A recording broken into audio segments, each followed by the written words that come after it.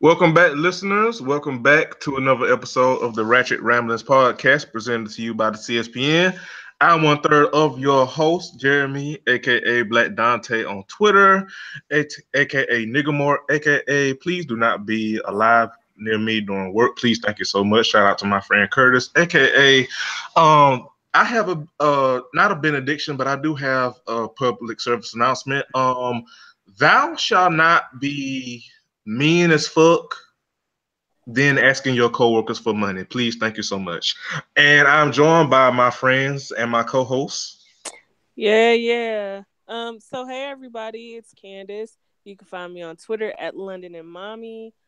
About that coworkers thing, Mm.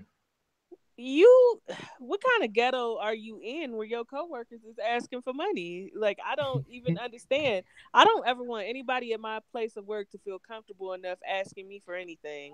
Not a pen, not a pencil, not a piece of paper, not how my day was going.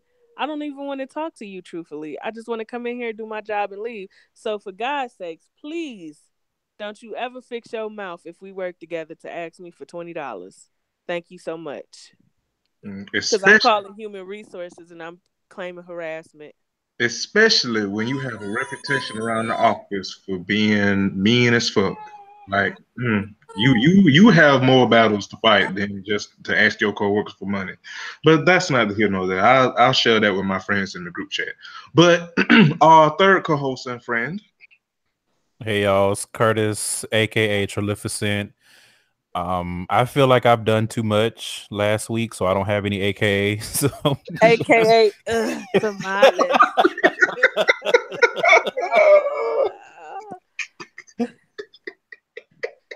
To be honest, last week that is was going to follow you honestly until we are old and decrepit. And should I outlive you, I will be at the funeral like uh, tamales. Ooh, Curtis, when I tell you, oh, they I had me. kept rewinding that part. Yes, yes. When I listen to the and then when the sound Lily, bite.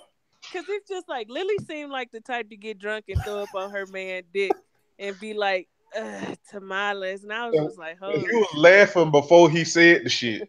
Cause shit. he, woo, that listen, that had me in tears. Oh, Woo. my bad. Continue your introduction. I don't I just pay the bills so we can I don't Well, speaking of bills, you're listening to a CSPN Media production. Go to our website, cspn.us, and click that podcast tab to listen to every episode of Ratchet Ramblings thus far. It's coming up on our 1 year anniversary. And Candace has been behind the scenes, pulling out of her bag of niggotry to have something special for y'all. So we're gonna do the damn thing when the time comes. And if you like what the hell we have to say about and these jokes that's gonna fly about these people on reality TV that be looking to fuck stupid, mosey on over to that Keep Our Podcast Free tab on the right side of our website. Shop with our many sponsors from Blue Apron, Amazon, Busted Tees, Wink Wine Co. It's of no extra cost to you. It just gives the network a portion of the brick so we can keep the lights on. So it can be free for you, the listener, and you won't have to pay to listen to my country ass sound like. a Gatorade bottle full of transmission fluid.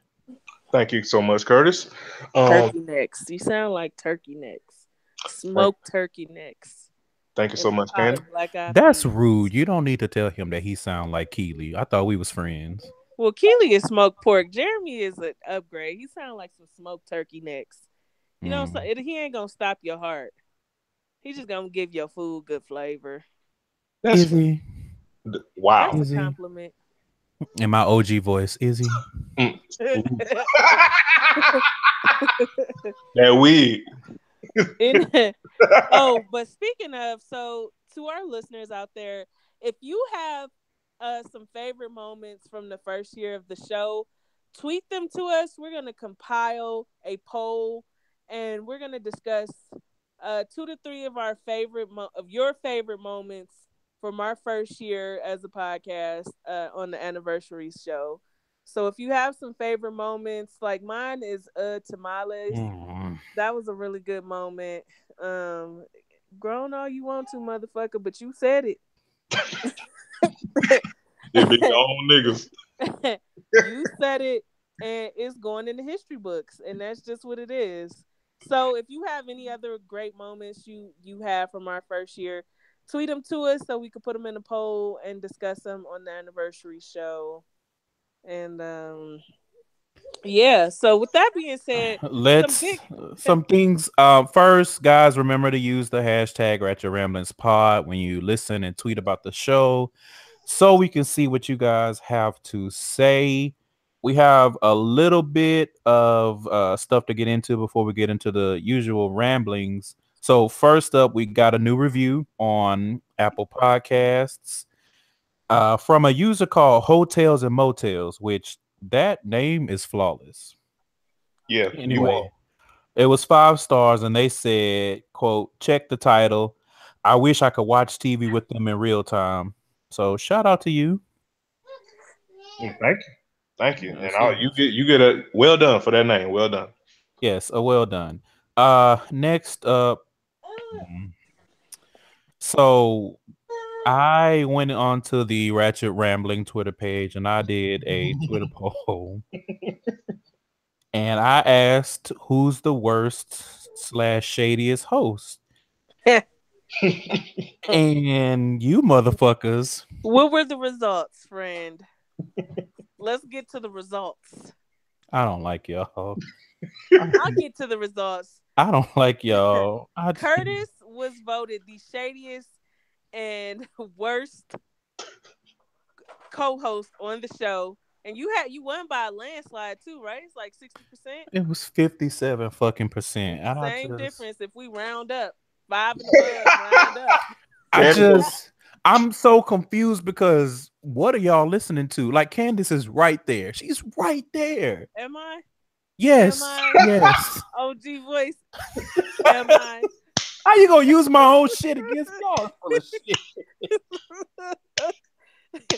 Jeremy was voted second at like 21% or something, right? 25, and Candace 25. Was 18%. So and then at a marginal 18%. I feel like y'all gave Candace a slide because London be over there sounding cute, and I don't appreciate it because well, sometimes you have to use your assets to your advantage. Listen, I haven't even been an official member of the show for that long, and this how y'all do me? I don't official, unofficial, official, confficial. I don't care.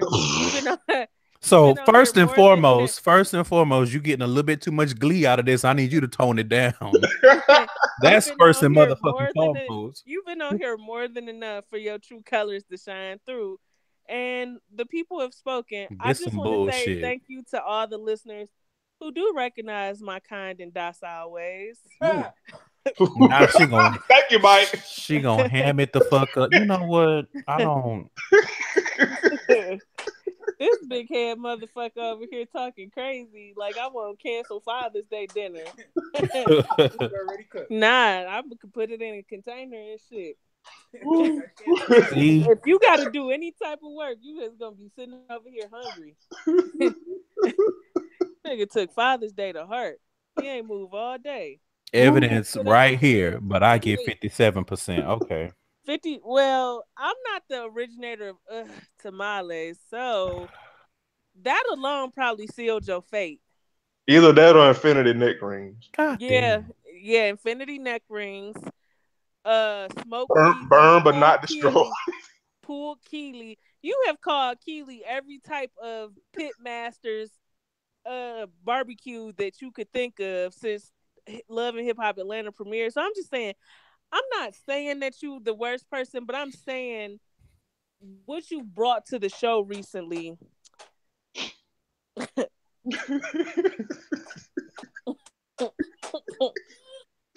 Curtis is over there seething.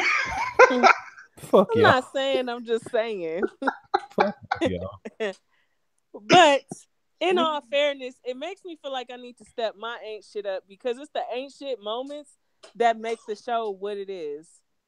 So, ain't no telling what your ass gonna say today. Well, I'm not. I'm not. I'm gonna be over here eating my food like me. Well, I mean, is it some Keely in that burrito? You're not gonna bait me into saying nothing crazy. I know what the fuck you're trying to do. I see what the hell you Fuck did you there, for that. Candace. I know what you're trying to do. And so that was that. We will revisit this poll in another few months and see, you know, how the results change, if they change. So, but thank you for participating in that poll. Yeah, I Um, guess. Thank y'all. Whatever. on some up and up news, Beyonce and her spouse released that Don't do that. released that joint album, and let me just say, That shit I knocks. was one person that did not want a joint album because I'm on the opposite end where I feel like a lot of their collaborations are forced and don't sound that great. Like, I remember she did a song with him on Kingdom Come. It was terrible. Then that Liftoff song on Watch the Throne, and you know, I was just kind of like, Not all of their collaborations are good. no, they're not. But this album, I was pleasantly surprised because it sounded like they were in a good space in Yeah. their relationship and in their careers, and they have grown artistically and musically. So it felt good. Like the music felt good, sounded good. And so let me just say, I'm really pleased with the music Jay-Z and Beyonce have been putting out. And I mean, yeah, it came at the expense of, he did some cheating and shit, but they, first of all, they rebounded and they made people pay to be in their personal business. We stand a black couple who is not gonna let you invade their privacy for free. I agree. I came into this having low expectations. Reservations. Yeah, yes. Thank you, friend. I had reservations, but I was pleasantly surprised. First of all, I have to shout out one of our friends. Thank you so much, Tay, for your title login. Thank you so much. Um, we use Nigga. friendship. We don't condone using other people's title. I don't want them Carters or something. Ain't nothing to fuck with. Matter of fact, edit that part out. Yes, that's yeah. Classic edit that part out. But like I had reservations, but I was pleasantly surprised, as Candace said. I thought it was because one of my fears was it was gonna be like all rapping Beyonce, which I don't mind rapping Beyonce. Don't get me wrong, but I was like, I wanted a nice balance of rapping and singing Beyonce, and we got that. And we had a bit of partially of Jay Z, and I thought that worked, and we got a good project. And Yeah, I think we got more than a bit of parsley of Jay Z. We got Jay Z when we probably don't know we got Jay Z. Like, while I love Beyonce, don't get me wrong, but rapping Beyonce is literally Jay Z. Like, well, yeah, Pretty like much. as much yeah, as much as Twitter likes to shit on Jay Z, in reality, off the internet, he's probably one of the greatest lyricists we'll ever see in hip hop. yeah, And when we get rapping Beyonce, you can tell that's Jay Z helping her, writing for her, even probably helping her with the cadence to even say the shit. Like, you can hear it, and for that, I'm grateful. I'm grateful that Jay Z allowed Beyonce to really shine in this joint venture. Like, yeah, he was there, but he wasn't in your face. He was giving good ad libs and shit. Like, I yeah. was like, okay, okay, Yeah. I yeah. feel like this joint album was Jay Z standing for his wife. I as well. I That's mean, how while she talking her shit. Yeah, yes, which yeah, I am.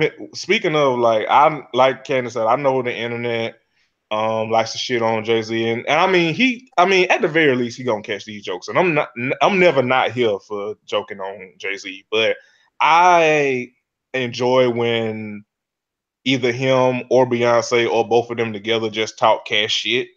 And that's what we listen. This joint album basically was like, look, uh, here we are. Y'all stay out our goddamn business, and what we gonna I don't even think they want people to stay out their business. I think that they've been so transparent that people have no choice but to shut up.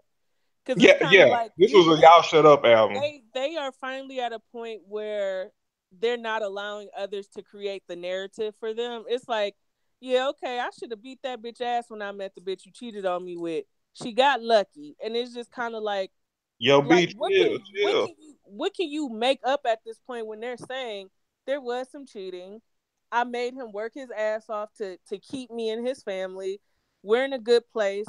Now listen to this music and shut the fuck up and put money in our pockets. Yeah, because I think that's also the narrative too, and especially on the internet, because a lot of people have been assuming that like, how could she take this nigga back just so casually? Well, if you actually listen to shit, not even just this joint album, but shit, Lemonade and 444, like that nigga had to work his ass off just to get back in her good graces. So Listen, because from the narrative that's in the music, because they address everything in the music, like literally.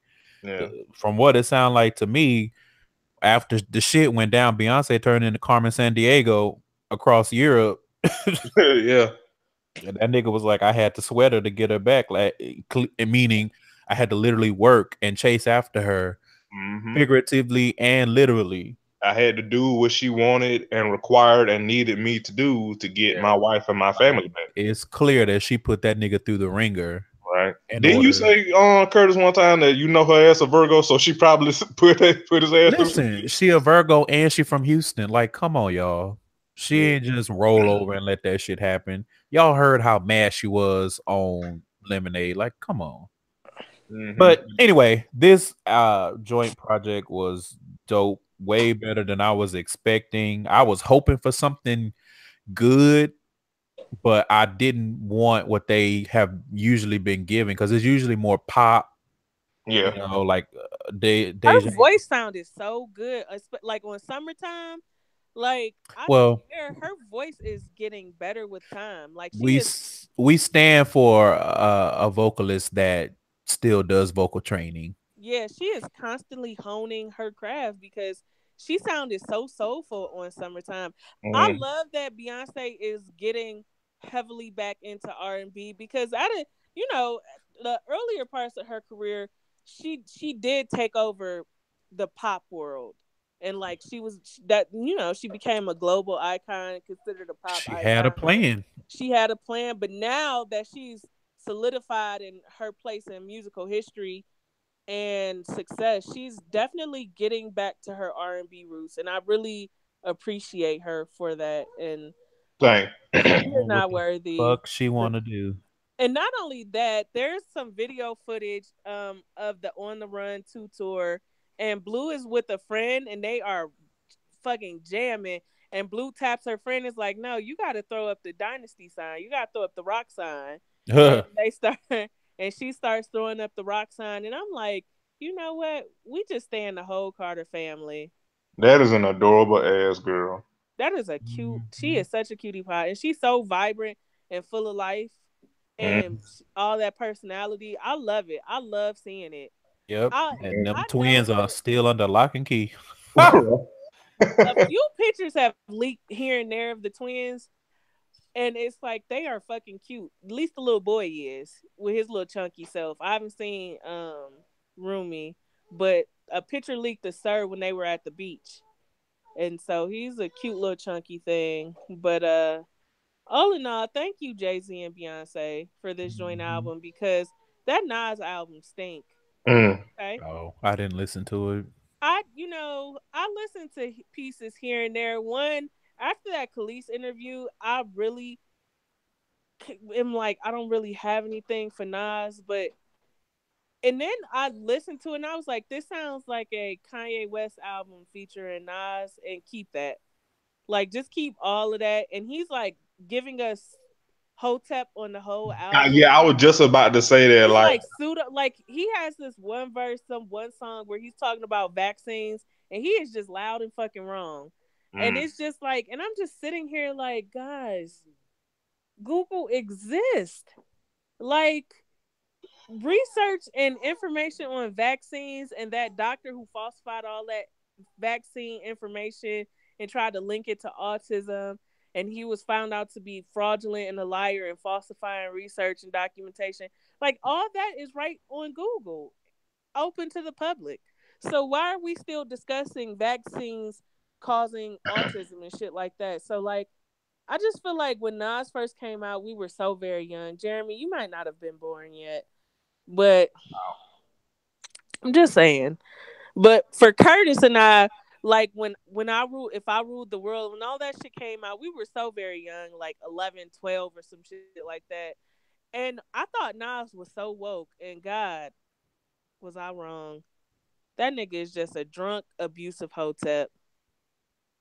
Put Mm, that album in the trash if you got it. mm. Yeah, I saw the lyric. I didn't. I had no intentions on listening to the album, but I just saw some people discussing the lyrics on Twitter, and I was like, nope, nope. I mean, So I'm with Candace. After the Khalees interview, I was pretty much done with Nas, so I don't have anything to add. I damn sure wasn't listening to the album. yeah.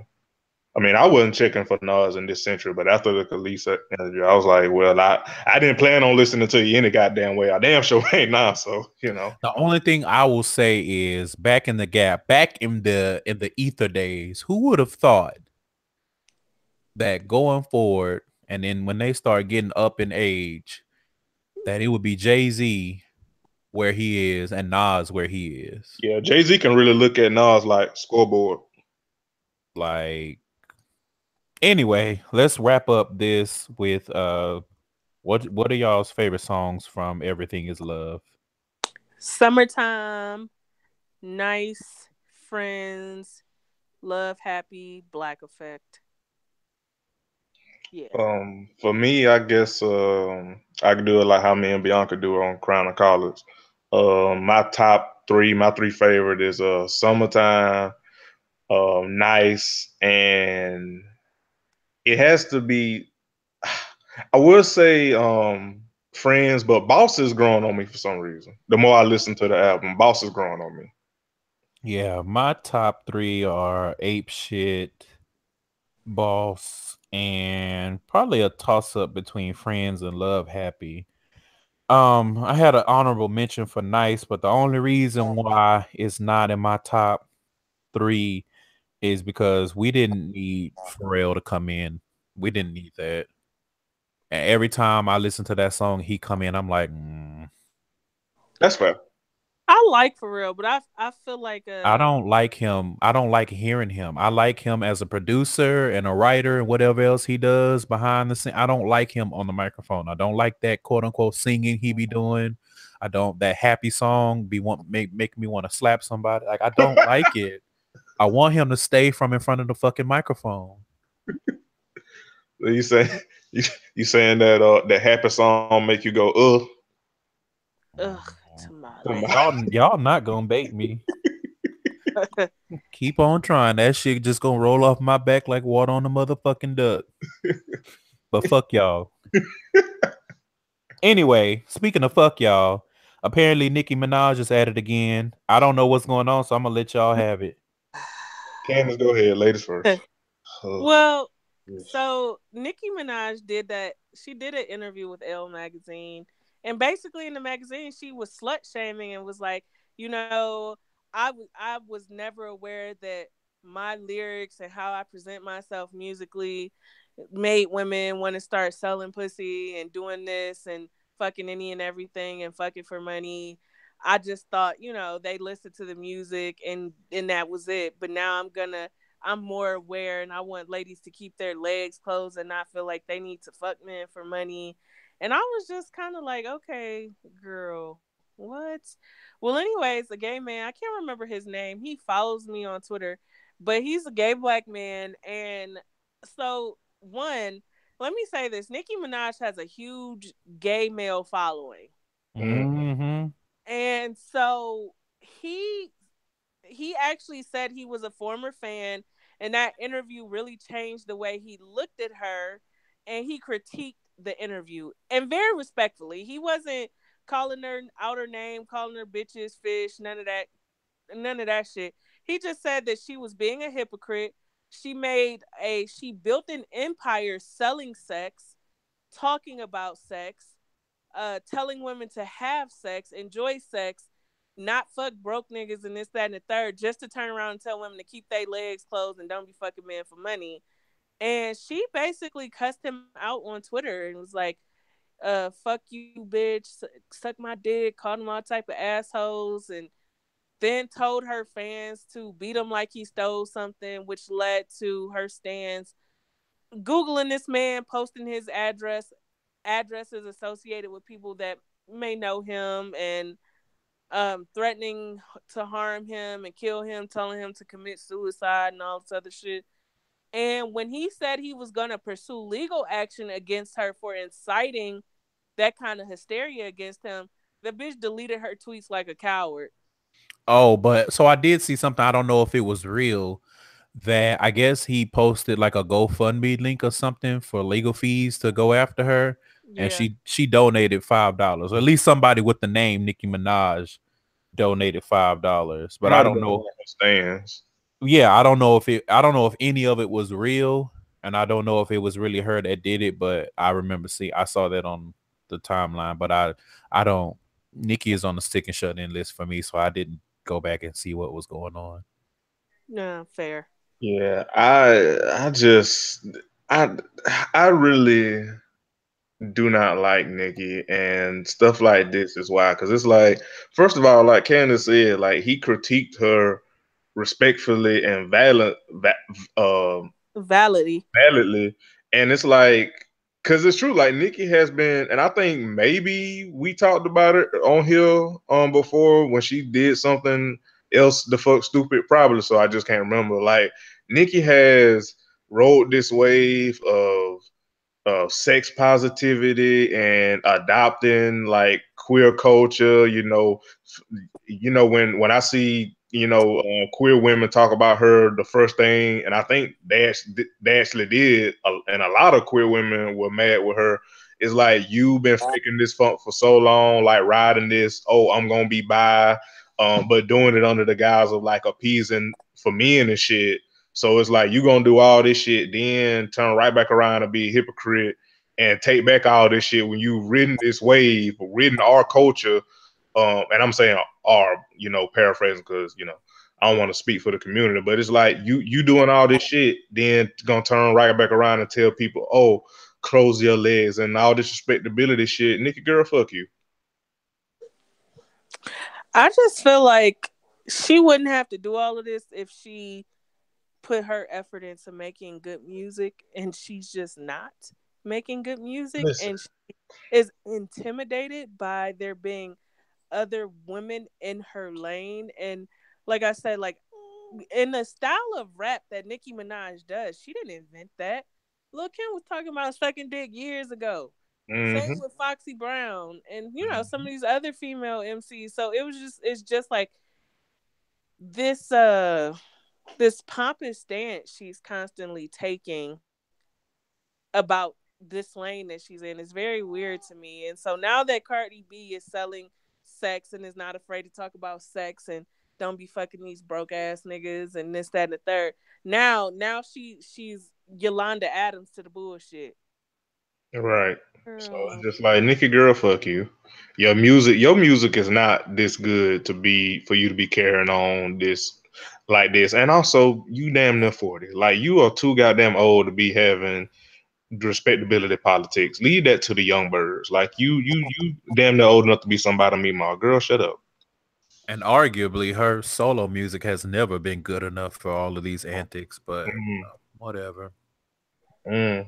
I You don't know, have nothing to add because sick bye. and shut in. Sick and shut in. Mm-hmm, mm-hmm. So I don't have anything else before we get into the usual. No, I'm ready. yep. I was gonna say I don't have nothing to add. So Yeah. let's get So, to the getting. uh, well, I'll say, me and Candace usually pick the order. So this time, Jeremy, why don't you pick the first show for us to do? Well, since I have the least amount of notes on basketball wise, let's go ahead and get that out the way. All right. So First and foremost, OG girl, you ugly and your style needs help. That literally is my note, Curtis. That OG is ugly and her style is sick and shut in. That is literally my note. Like, she's not a cute girl, and there's nothing she can really do about that. That's all fine and dandy, but She her could at least be stylish. 'Cause her she- aesthetic, Oh. I'd be like, ooh, The ghetto. ooh. Like, we get it, you got a nice body, but I just She is very ugly, man. I don't listen. listen, and that tiara wig situation, that The wig. that wiggy era she had on, That wig. I was like, oh my, you That, just like when she, like I love how she tried to. I love how she tried to backtrack like she didn't come from Malaysia's wig, and both Malaysia and Evelyn was looking like, nah, girl. yeah. It's, you know what it is? I feel like she's too fucking old to be wilding for respect. Like, you Jackie friend, you old as Jackie. Like, you are being very fucking weird. Right, and it's I don't know if it's writing or because they trying to do they trying to give I maybe I'm wrong. Y'all can correct me, but is it me or that with Jackie going to therapy and blah blah blah? They're trying to give her the treatment that they gave C's on Black Ink. They're trying trying to make her likable. Yeah, Yeah, we already said that. Yeah, and then juxtaposing it to OG and her introduction and how she wild in these past few episodes trying to like get her place or whatever. I wouldn't go that far, because if there's a balance of like a scale, what you're saying, I would say, I would argue that Jen is probably on the other end of that scale, because Jen has been on some other shit. Yeah, that's fair. Okay, that's fair. OG is just, I just think I don't want to say that I wouldn't put her in the same category as Tokyo as far as the reality TV not getting to her.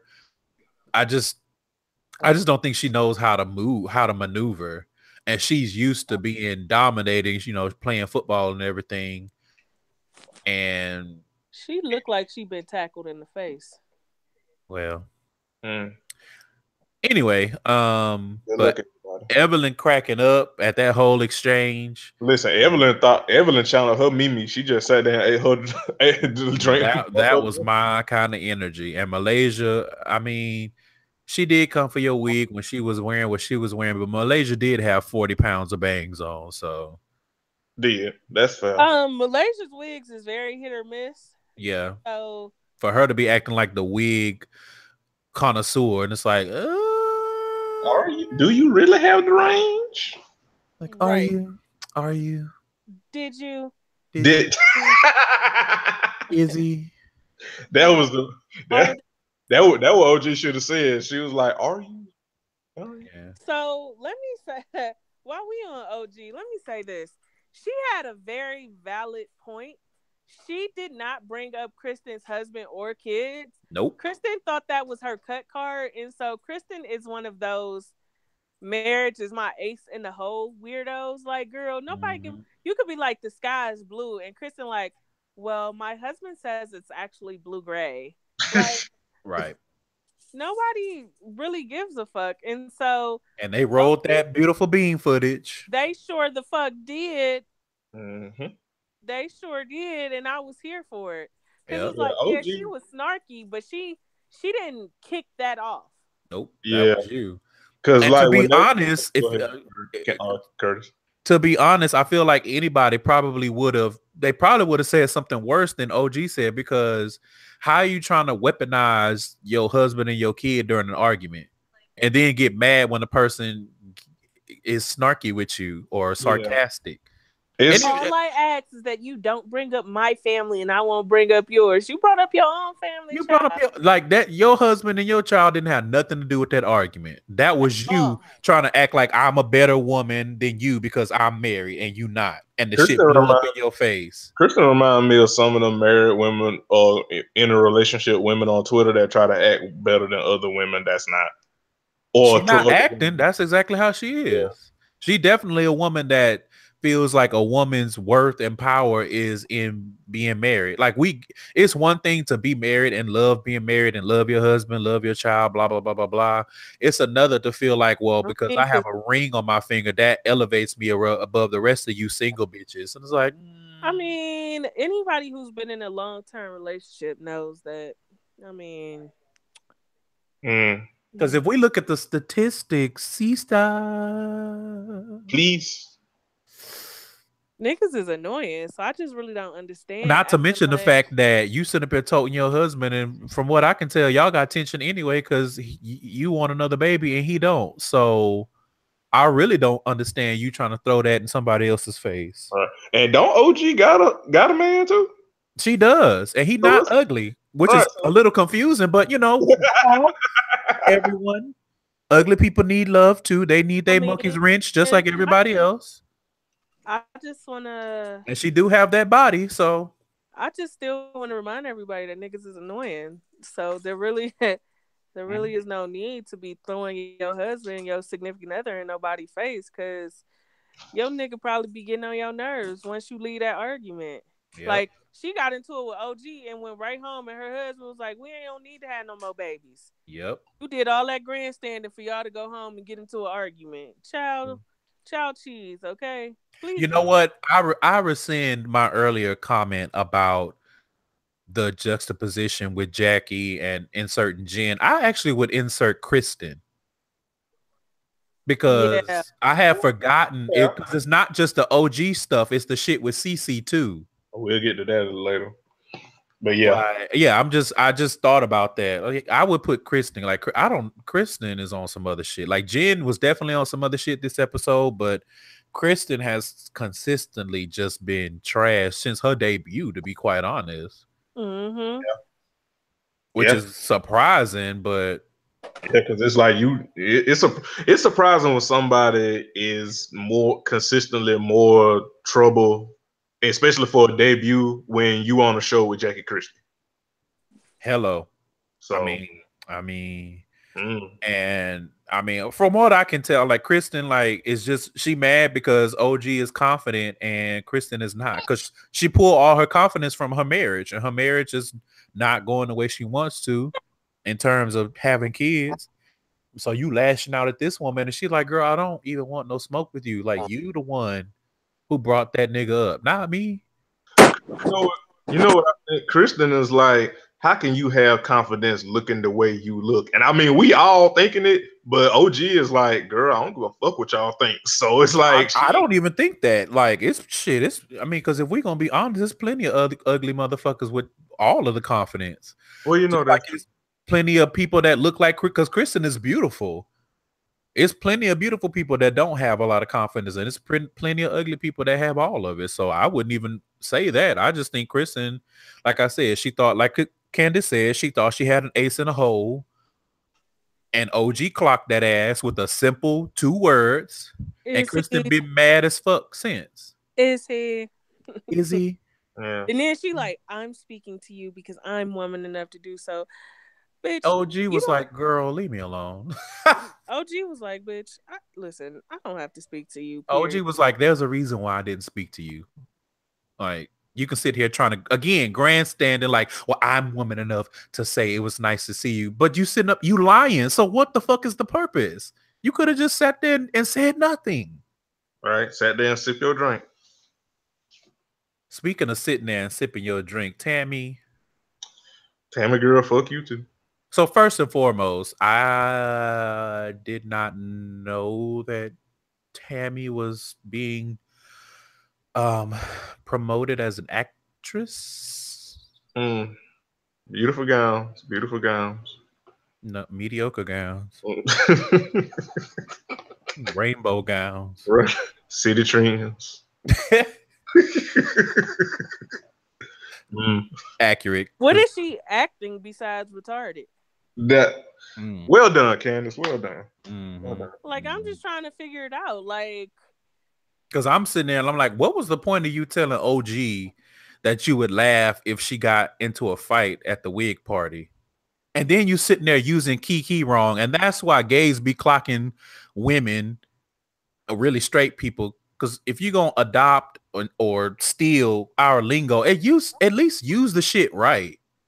I'm just gonna be in the back kikiing and laughing and kiki. You gonna kiki by yourself? That's not how that works. When she said it, Moron. I was like, that is exactly the opposite of like, that's not how kiki works. Like dumb as hell. It literally means to be shadily talking and laughing about somebody that you're supposed to be cool with. Like, I was so confused. It's like, okay, that's not how any of this works. Please don't do this. Please like, stop. just leave the language to the community that knows how to use it if you don't know how to. Right. Let me just say this. I'm kind of sick of Tammy already. Yeah, this I'm season. tired of Tammy. And she ain't even really been doing nothing. Because she get up and leave like in the middle of every scene. Yeah, it's just like when she does do something, it's just like super annoying. I don't know what it is, but it's like annoying times two. Like, damn. Like, can you just go? Well, she does. Yeah, it's like, but can you just stay gone? Because it's like she get up and she shuffle them feet like somebody me mom, but got the wig or somebody me mom. Yeah. Shit, that shit. She need to be right along with that wig party, trying on wigs with OG Hill. Listen, the rest and when Malaysia had on that dread wig when the argument started, that shit had me laughing. I was like, what the fuck?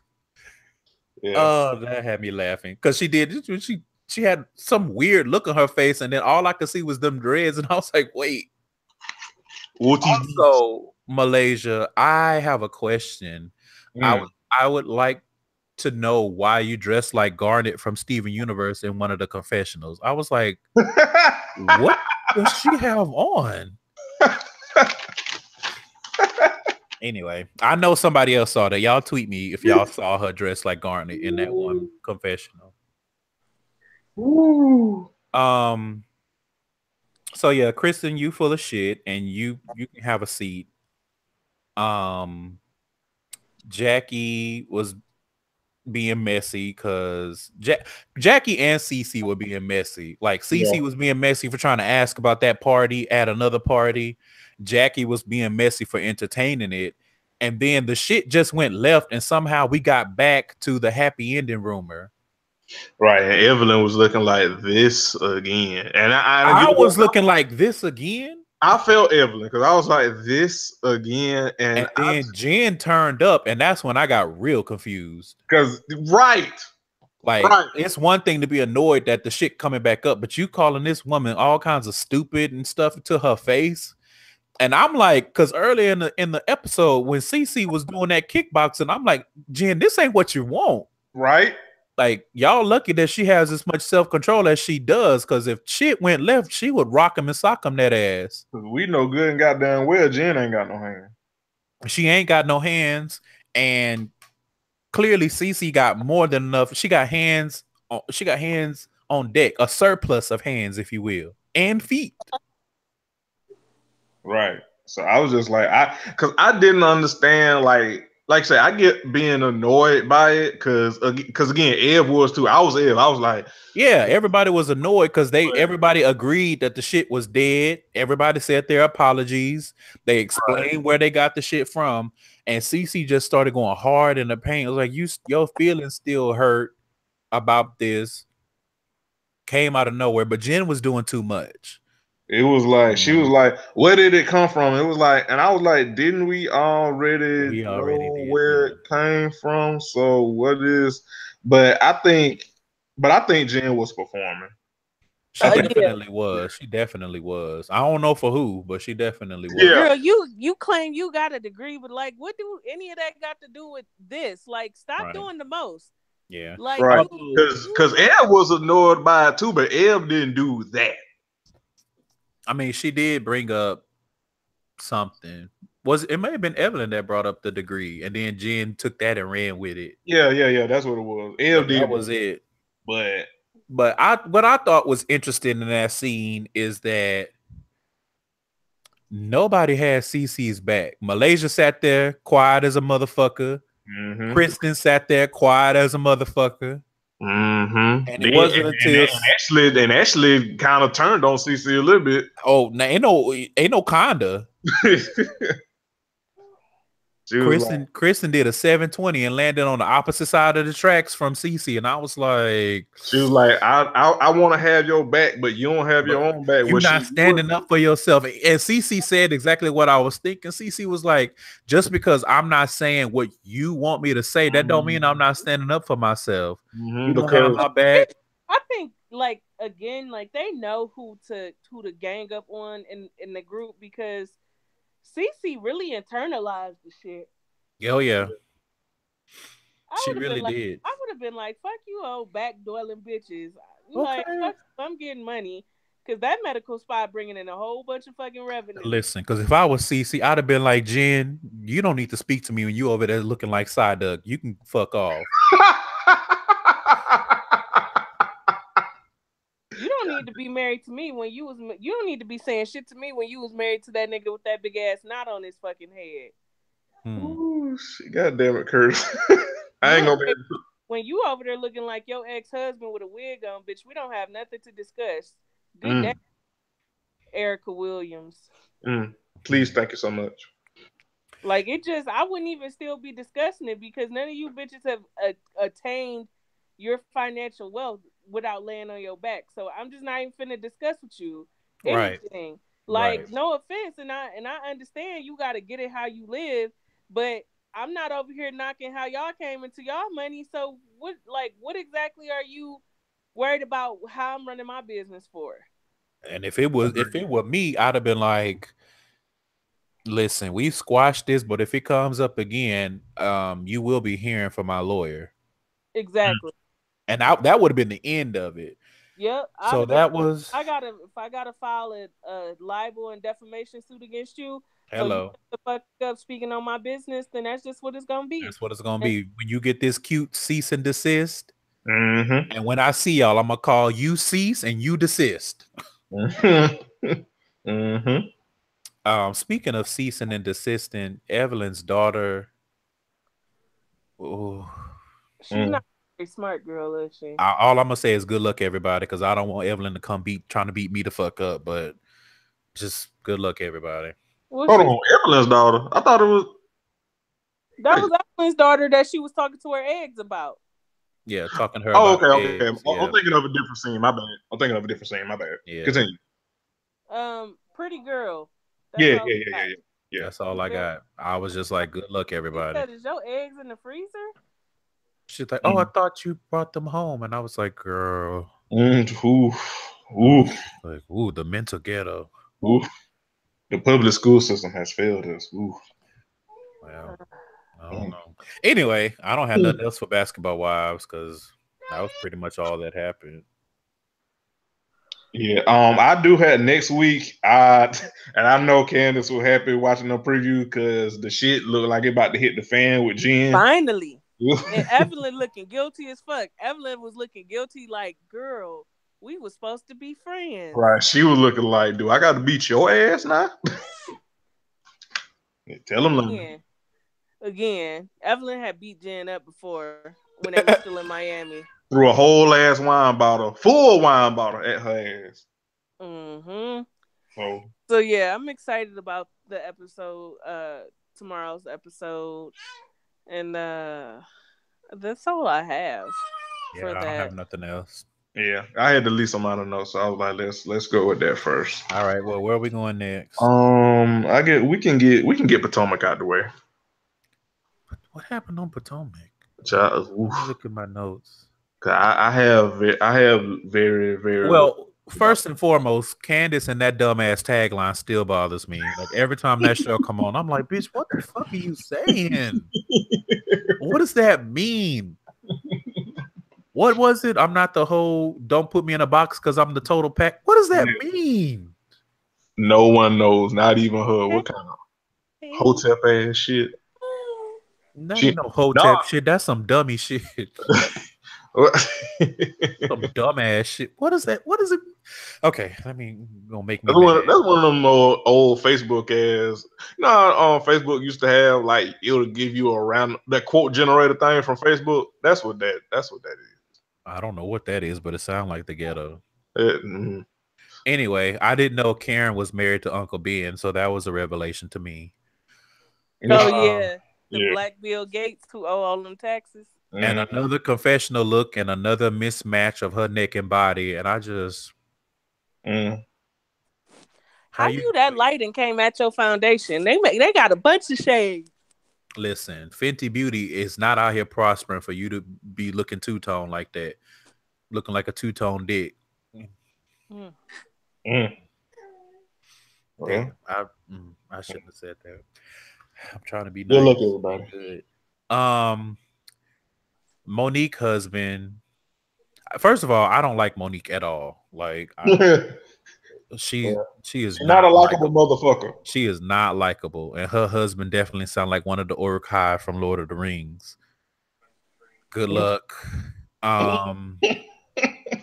I didn't realize that Sherman and Kendall had only been divorced for 4 years. I don't know why it felt like the way that it was presented, I guess, felt like they had been divorced for a lot longer than that.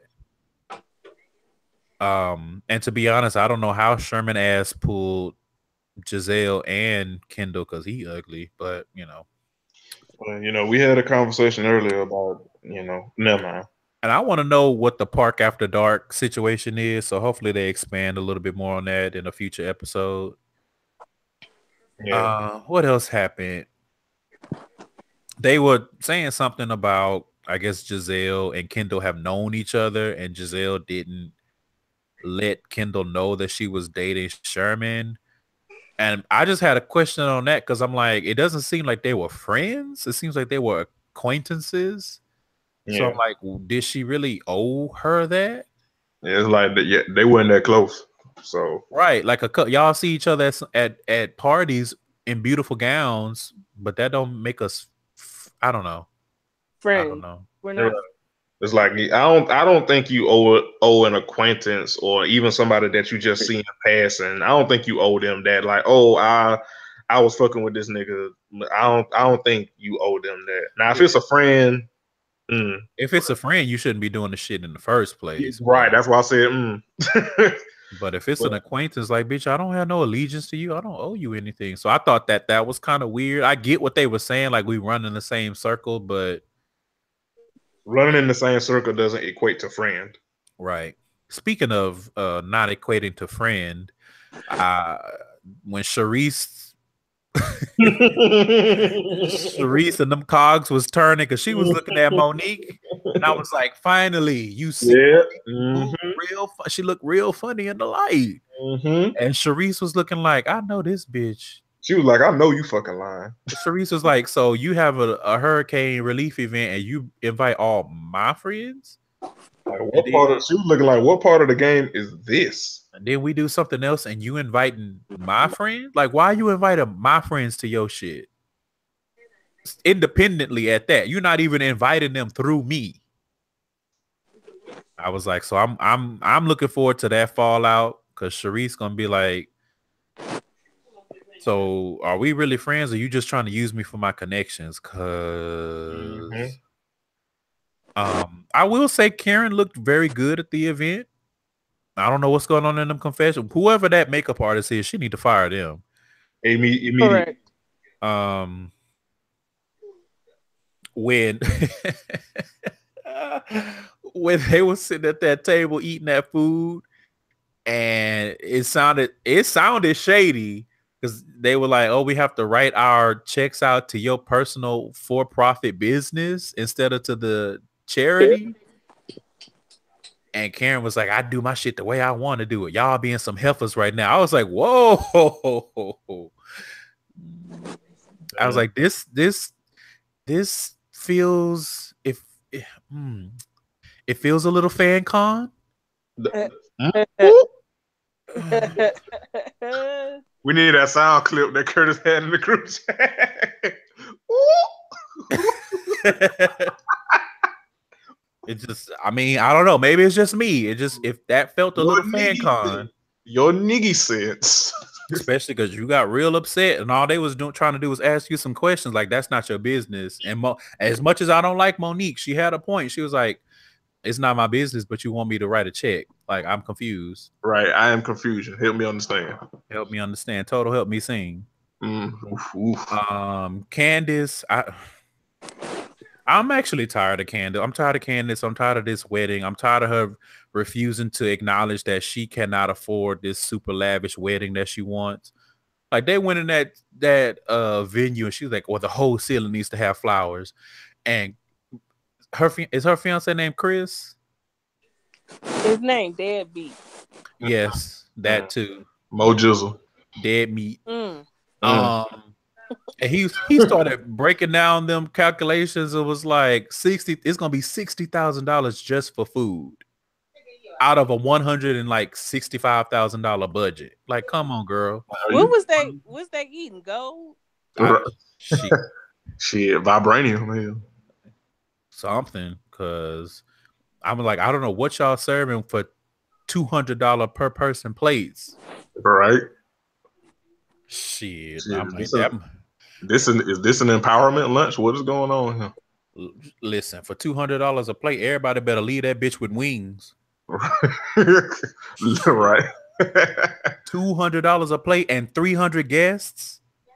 Get the fuck out of here. Why do y'all have 300 guests? Anyway, so she getting on my nerves with that shit. Yeah, I don't care for Candace at all. Like, her and I don't know, again, storyline writing, whatever. I'm just bored with her and her situation. Yeah, her, like the skinny girls, Candace and Monique, I don't have nothing for them. They both whack. Speaking of whack, Ashley's husband, he whacked her over the head because he was like, when he said, I don't want you raising my children the way your mother raised you, I was like, oh. I said, this ugly, decrepit white man is spicy as hell. You know how low you got to be for an old white man to be spicy. To be spicy. And drag you like, God damn. Like, imagine sitting across from a motherfucker that looked like some fucking tilapia. Telling you he don't want to have no baby with you because your mama raised you raggedy. He don't want you raising his kids. Imagine the fucking gall. You let a colonizer talk to you any old kind of way. But that's, you know what? And again, like, she gonna have to pick and choose what kind of life she trying to lead. She won't struggle like her mama, or she want to be living comfortably with somebody that love her. Cause I agree. Like, it's just a certain level of responsibility I want to raise London with, and I don't want to be a burden on her and inflict on her life as I get older. And Ashley mama not even old enough for her to be carrying on the way she's carrying on. Right. He absolutely had a point. She's doing that absolutely because she knows that she can. Mm-hmm. But yeah, if we get to a point where somebody like, you know what, I don't want to raise my kid like your mama raised you. First, I'm gonna smack you in the mouth, and then I'm gonna do some soul searching. Cause he right, but still he was right. I mean, cause he was right, but still, watch your mouth. Watch your goddamn mouth. That's my mama, after all. Don't play with me about that.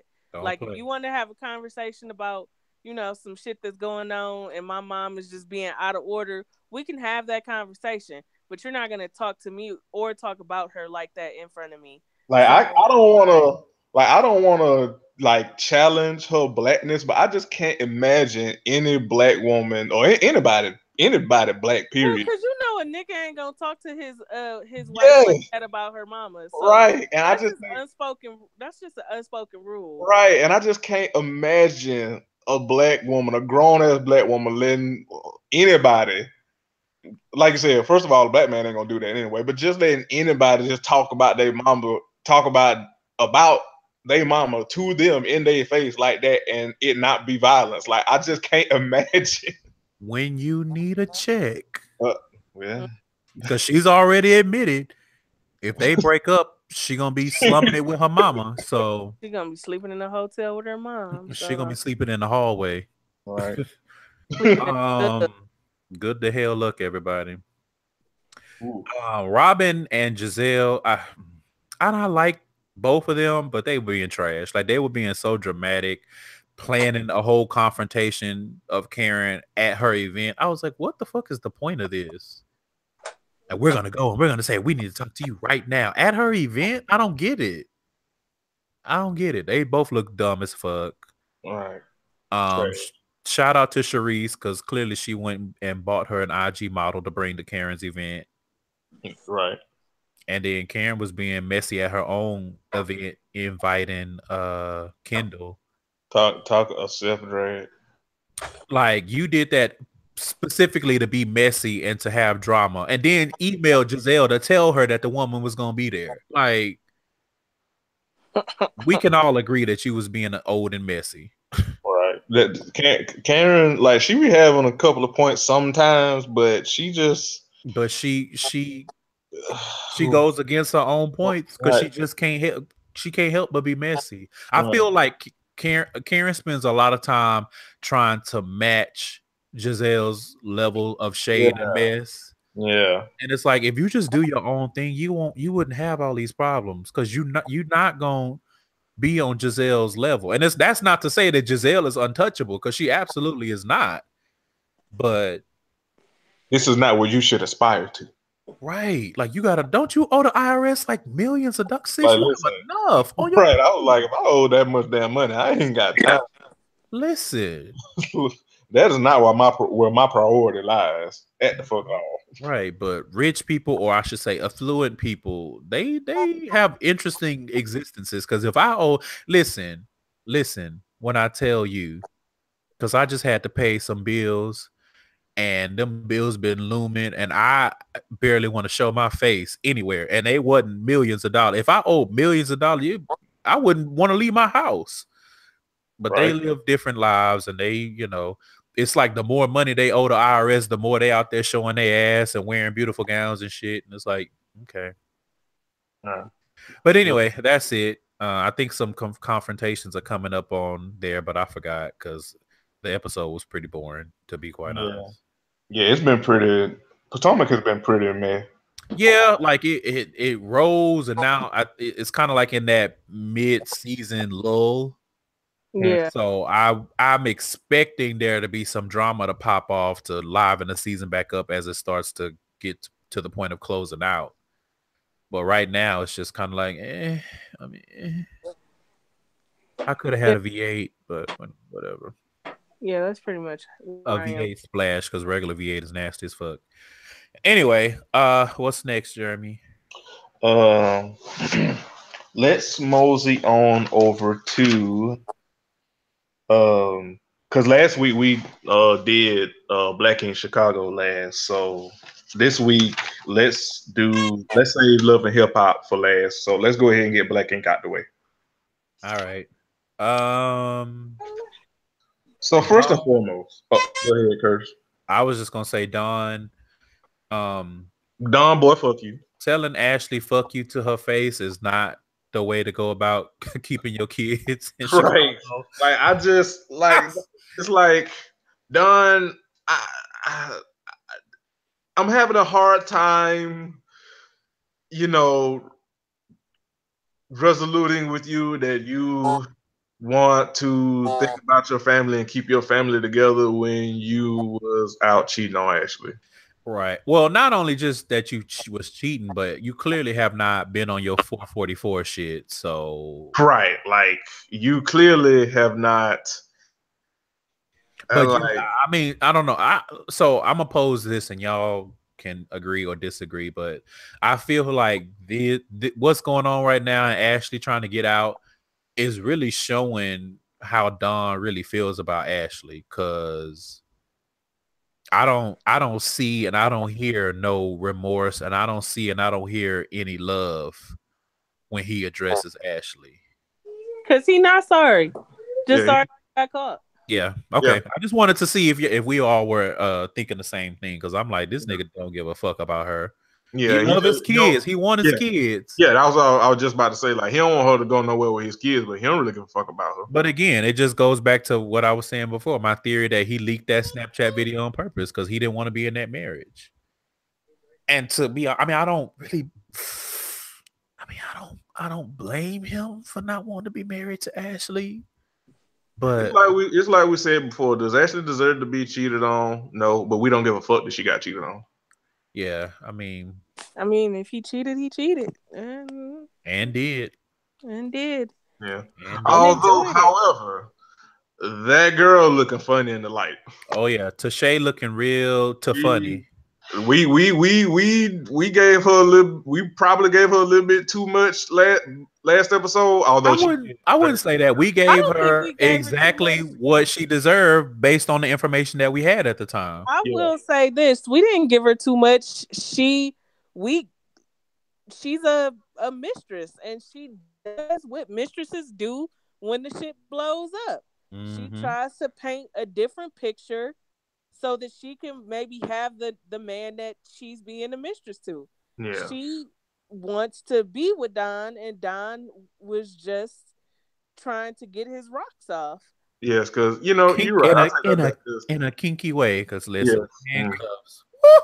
Because you're right. Because what was presented to us last week, but this week, and most of it last week was Ashley looking the fuck stupid. Yeah, but this week we wasn't giving Tashay too much. We was clowning Ashley, and that still stands because she still looked stupid, even though Tashay was lying.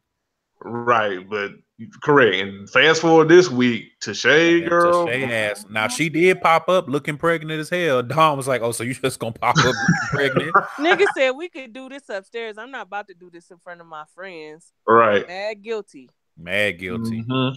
But she was looking like a deer in headlights when Don started. He was like, "You told her we've been messing around since 2016. True or false?" And she was like. Then that nigga gave the real timeline. That nigga said, "I met you when I pierced your nipples last year." Last July, I think he said. Yeah, last July. Nigga said that's when I met you. So how we been messing around for a year? That nigga said, and that nigga was like, "I met you last July when I pierced your nipples. True or false?" When she was like, "True." She was like, "I don't understand the question." When that nigga said, "You told my wife that you was pregnant, I gave you money for an abortion, true or false?" She got quiet as a church mouse. I was like, "Oh shit!" Right. So we talked about it in the pregame because if I'm not mistaken, when she showed that Cash App receipt, it was for like $130, and I should have clocked it then, but Ashley was looking so damn stupid. It didn't even register. I was like, but we talked about it in the pregame. I was like, what kind of abortion you getting for $130, sis? All right. A hot wire hanger. Wire hanger. A bathtub abortion. Right. Ooh, that's terrible. I feel like we are terrible people. Holy shit. I mean, it's what the people come for. So you speak for yourself. I'm just asking questions. I'm inquisitive. I mean, the poll spoke for you, so let's know what? You set yourself over there. But yeah, when Curtis brought it to my attention that it said $130, I was like, "Child, he gave her nail and feet money." Yep. You can't even he was like, "I'm gonna have you in these handcuffs, so go get your nails and your feet done so that they look pretty." Right. He definitely looked like he sucked toes. Oh, he do. Yeah. Because he looked like the type that put everything in his mouth. All right, because you couldn't even call that hush money. Yeah, that ain't even hush money. That ain't even enough for somebody not to even hit your wife in the DMs. Nope. That's how I know she really is feeling Don or whatever. And while they may not have been messing around for a year, like she said, they definitely was having conversation prior to linking up and even after, because she could have been ran in Ashley DMs like, "Hey girl, I'm fucking your husband." Right. She probably texted Don after that nigga got out of church with Ashley and shit. It's like that nigga was coming home from church having phone sex with her. She was like, "I know you just got out of church. Can you spell the rod?" Jeremy. Okay, cool. All right. No, that's the show title. You earned that for yourself. Wow. I'll write it down, but we got a whole another show. Curtis is really not giving us nothing to go with this week. I sure am not. Fuck y'all. He tried to make it a point to not say. You are limiting your greatness. He is censoring himself. 6 weeks in a row is enough. Shit. Leave me alone. Shit. Because normally, if You'll be back. because normally, shoot, we damn near all in here. He would have had something I would have wrote down for a potential show title by now. Here. No, he is staunchly holding on to the fact that he is not going to give us the energy today. Right. You'll be back next week. You'll be back. Look, Candace, they always come back. Candace, he doing that for the show, but then in the group chat, this nigga gonna be wilding. Just watch. And if a good show title come up before the shit posted tomorrow in that group chat, yeah, he not about to type no more. Right. I sure not. Look, he finna mute the damn chat. I sure am. Gonna be on Do Not Disturb. Might even be airplane mode, just in case y'all get crafty. You goddamn right. Well, good luck, everybody. Anyways, yeah. Speaking of good luck, everybody. So, what's the girl name? Danielle. Let me say this. I don't like Danielle, but Danielle reacted exactly how you should in a situation like that. Yes, I wrote that down. She did not give Velvet no energy, and you could see the color drain from Velvet's face when Danielle wouldn't play into her bullshit. Because Velvet wanted a show. Yeah, Velvet wanted a show. She absolutely did. I'm gonna tell you what I figured out about Velvet. Velvet was going to use any means necessary to, one, get on black ink, to, two, get some black ink meat in her mouth. And so Cobra was her first victim because she was trying to smash Don and Four and everybody goddamn else in the shop. Yep. And they rolled that bean. They sure did. And she was shaking her ass in front of Nikki. She was desperate when she went to Terrence because that motherfucker is annoying. He is a typical annoying light-skinned man. And one of the ugliest niggas on the show. Yeah, he is very unattractive to me. Is he? He is unattractive. Yeah, he looked like he looked like a dumb dude. He looked like Rocco's Modern Life. He looked like Rocco. He look a little. He always looked dusty. He looks zesty, but you know. Yeah, thank you for saying it. I try not to, since I'm not. That doesn't. I mean, that doesn't. When I say zesty, that don't necessarily mean his sexuality. He just looks zesty. No, he just looks.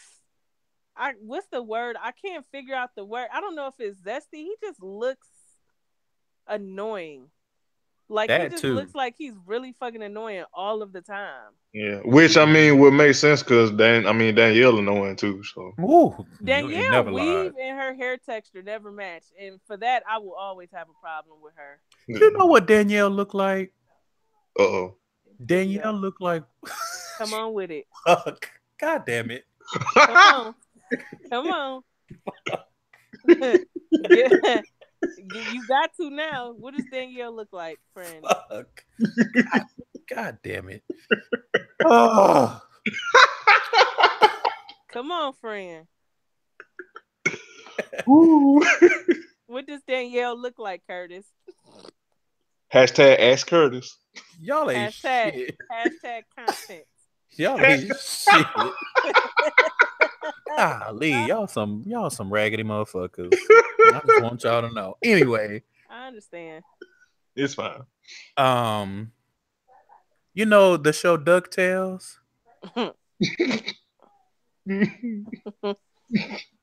I'm just gonna leave it at that. Nah, finish it up. How you just no half stepping? I mean, what else needs to be said? She looked like every character from DuckTales.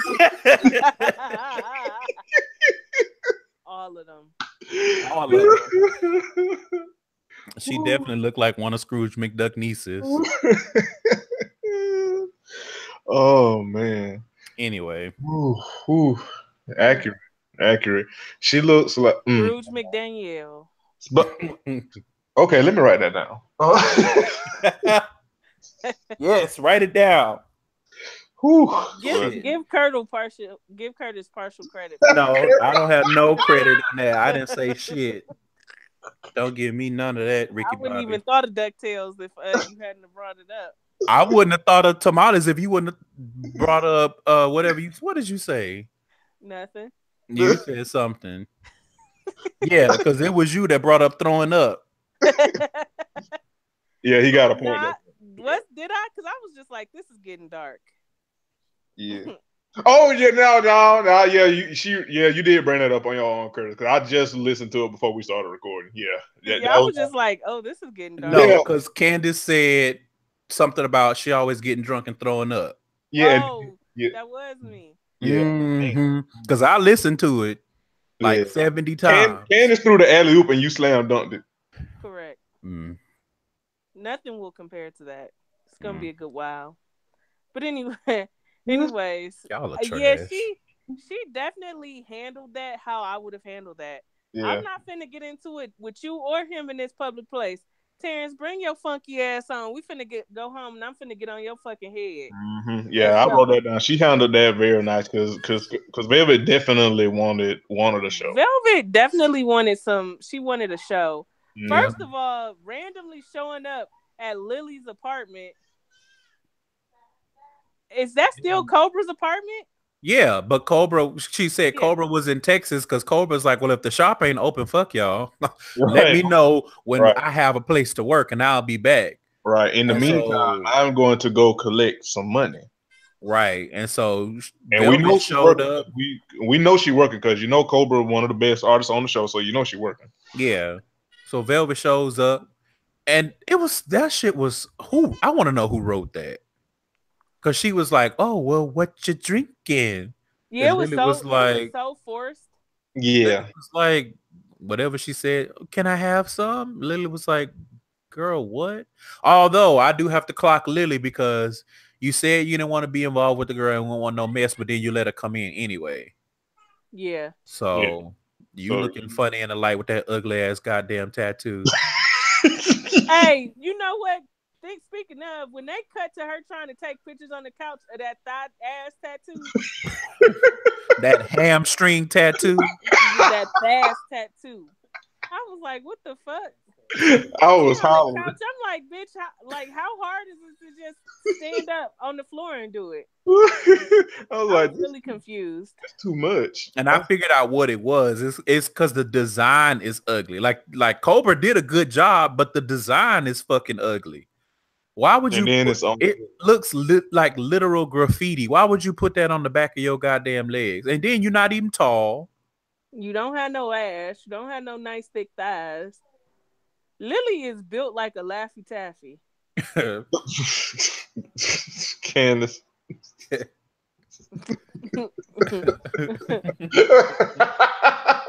She's just built like that Mucinex booger thing. Built real bad. You built like an end table.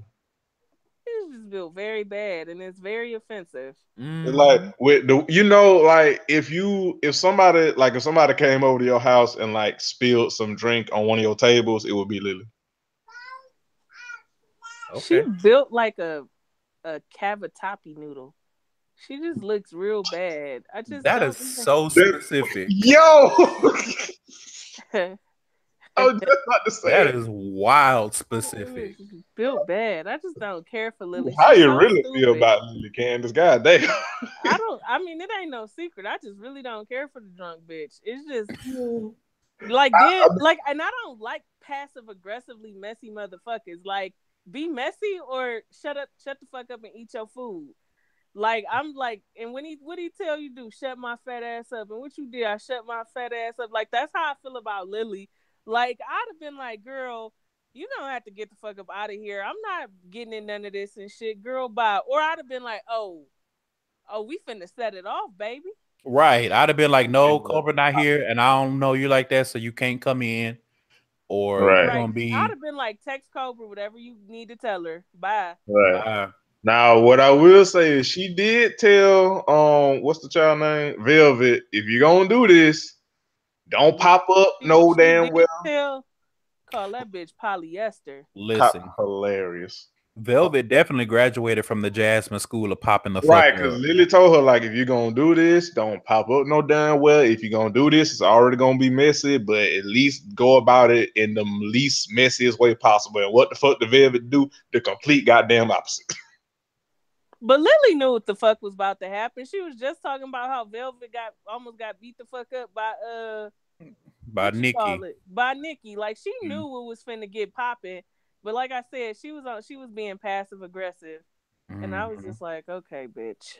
I don't know. Maybe she was depressed because she ain't got no job. No ass. But anyway. And an ugly ass tattoo. And no junior.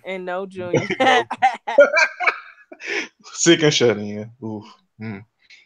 Speaking of sick and shut in, so they were packing up the shop. Curtis, if we wrote the same note down, I swear to God. But continue.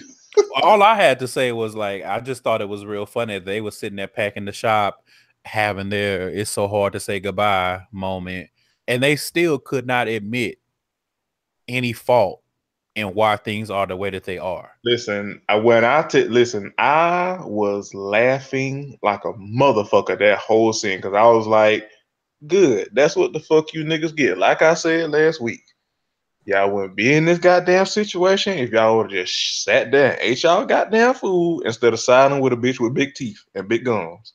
That's what y'all get. Except for Van. Well, except for he don't look like he need anything to eat. Write that down. Don't write that down. That ain't nothing. God, nigga, what are you doing? Leave me alone. No. No, you think you finna just sit down and shut up and eat your food? You got us really fucked up. That's not what we signed up for. No. Wait, what are you talking about? Yeah, I was gonna say you about to you don't want to give us your normal self. Nah, he was talking about Nigga Cat. Yeah, I was talking about Nigga Cat. He on here pouncing on me and shit. Like, bro, you see I'm busy? Nigga Cat ain't never cared about you being busy. That's fact. Yeah. He don't care about shit. He is gonna do what he came to do always. Yeah, I mean, his name is Nigga Cat, so you know. He does like to try to rule with an iron fist until Curtis turn up. Take me there, I love it. That's true. But anyway, I was like, y'all. I was laughing. Because then, like Charmaine talking about, and the reason we in this situation is because of Ryan punk ass. Is it, or is it you should have just sat there and ate your goddamn food? Like they really sound like a villain from Scooby Doo. They're so fucking bitter. Like here's like, like I just can't take the bitterness. Like y'all spent the last 2 seasons dragging this man every time he did something y'all didn't like, instead of sitting down talking to him like adults and trying to make informed decisions in the shop, going behind his back and doing shit you had no business doing, acting like you own the shop. Nigga said my name off of it. Here you go. Get it how you live. Now it's his fault still. Y'all, he can't win for fucking losing. Y'all don't want to respect him as a boss, but then you get a chance to be your own boss, and now you mad at him for giving y'all the opportunity to boss up and handle your business. I don't get it. I really don't. I would hate to be that pathetic. Yep. And well, since we're here, first of all, hold on. I got to get this off my soul. Van. Chicago-Rilla. This fashion line that you said could be the next Louis Vuitton. Listen, when he said that, I fucking screamed. When he said that, Louis Vuitton is the next and only Louis Vuitton. There will never be another Louis Vuitton. Not only that, but we're not gonna sit here and act like you're not just trying to revive Bathing Apes and call it Chicago-Rilla. First of all, the name is just fucking stupid. It's ugly, just like Van, but that's neither here nor there. Chicago-Rilla. And then Charmaine funky ass coming there, literally being funky. I was like, this Charmaine looked like she smelled like a Chicago-Rilla. Well, I can't find a lie, so you know. Charmaine looked like you know what? Lord Jesus. Uh-oh. Let me say this. I love that Black women have started embracing our natural hair. That we're embracing our natural hair. Starting to leave all them chemicals alone and see these textures and these. But Charmaine, sweetie, you are looking like the Black girl with a bunch of white friends who try to wash and go their hair. Sweetie. Ooh. Oh, Sweetie. is that her natural hair? I thought that was just a cheap wig. No, that's her. She said at the beginning of the new season, she's natural and she's like showing women that they could be beautiful without wigs. Sweetie. Are you? Are you? Is it? Is he? Is she? Is she? Really? Come on. That shit trash. Bring Please some. go put some. Most Black women with natural hair cannot wash and go. Let's just make this fucking understood and get it out the way. Even if you have a curlier texture of hair, typically as a Black woman, you cannot wash and go your hair. You got to put some conditioner and shit in it. You got to play with it. You got to get the shit right. Very few natural hair Black women have wash and go hair. And you are no exception. I don't care how light skinned you think you are. Baby, you need to put some good conditioner in that fucking bird nest that's sitting on top of your goddamn head. Yeah. That shit look like it's gonna catch fire. Baby. Speaking of catching fire, it seemed like every episode Charmaine farting and got gas. I feel like if you light a match around the bitch, she gonna go up in flames. Right. That's because the bitch is ugly on the inside. Her insides is rotten away. She just gaseous as fuck. She literally full of shit. Yeah, right. Right. Literally and figuratively full of shit. You got shit. Speaking of being full of shit, bye, Nikki. Yeah, like that little shit that you tried to pull. Oh, I'm gonna go in the booth and I'm a rap. I'm sorry, I threw a drink in your face. I'm just right. Bitch. Like you can't complain. You gonna like. You still abusive. You still controlling. You still manipulative, and you still possessive. So I'm not even trying to be funny, but how can I say this? Certain career decisions I don't owe you no explanation or conversation about. Either you on board, either you own the money train or you ain't. That's just all that boils down to. But Jeremy called it last week when he said that shit and she took it as like we breaking up or something because I got to go to LA because that's literally how she reacted. Like, oh, you did this and you didn't even think about me, and it's like, are you in the booth? No, we saw what happened when your ass get in the booth. Ooh, the ghetto. Shit. It's just certain shit I'm not about to love. And then the nigga just found love your boyfriend, girlfriend, spouse, or whatever dearly, but certain decisions you have to make for yourself. Certain things when it comes to advancing your career and your dreams and your goals, the only person that might play into it is your kids. Everybody else, I mean, it is what it is. I mean, I can't find and he ain't got no kids, so he really didn't owe Nikki no explanation. Because I'd have told her, hey, I'm about to go to LA and work with a famous producer on the project.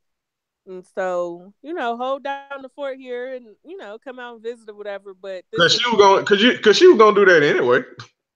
Exactly, because she ain't got nowhere to stay. I mean, listen, no shade, but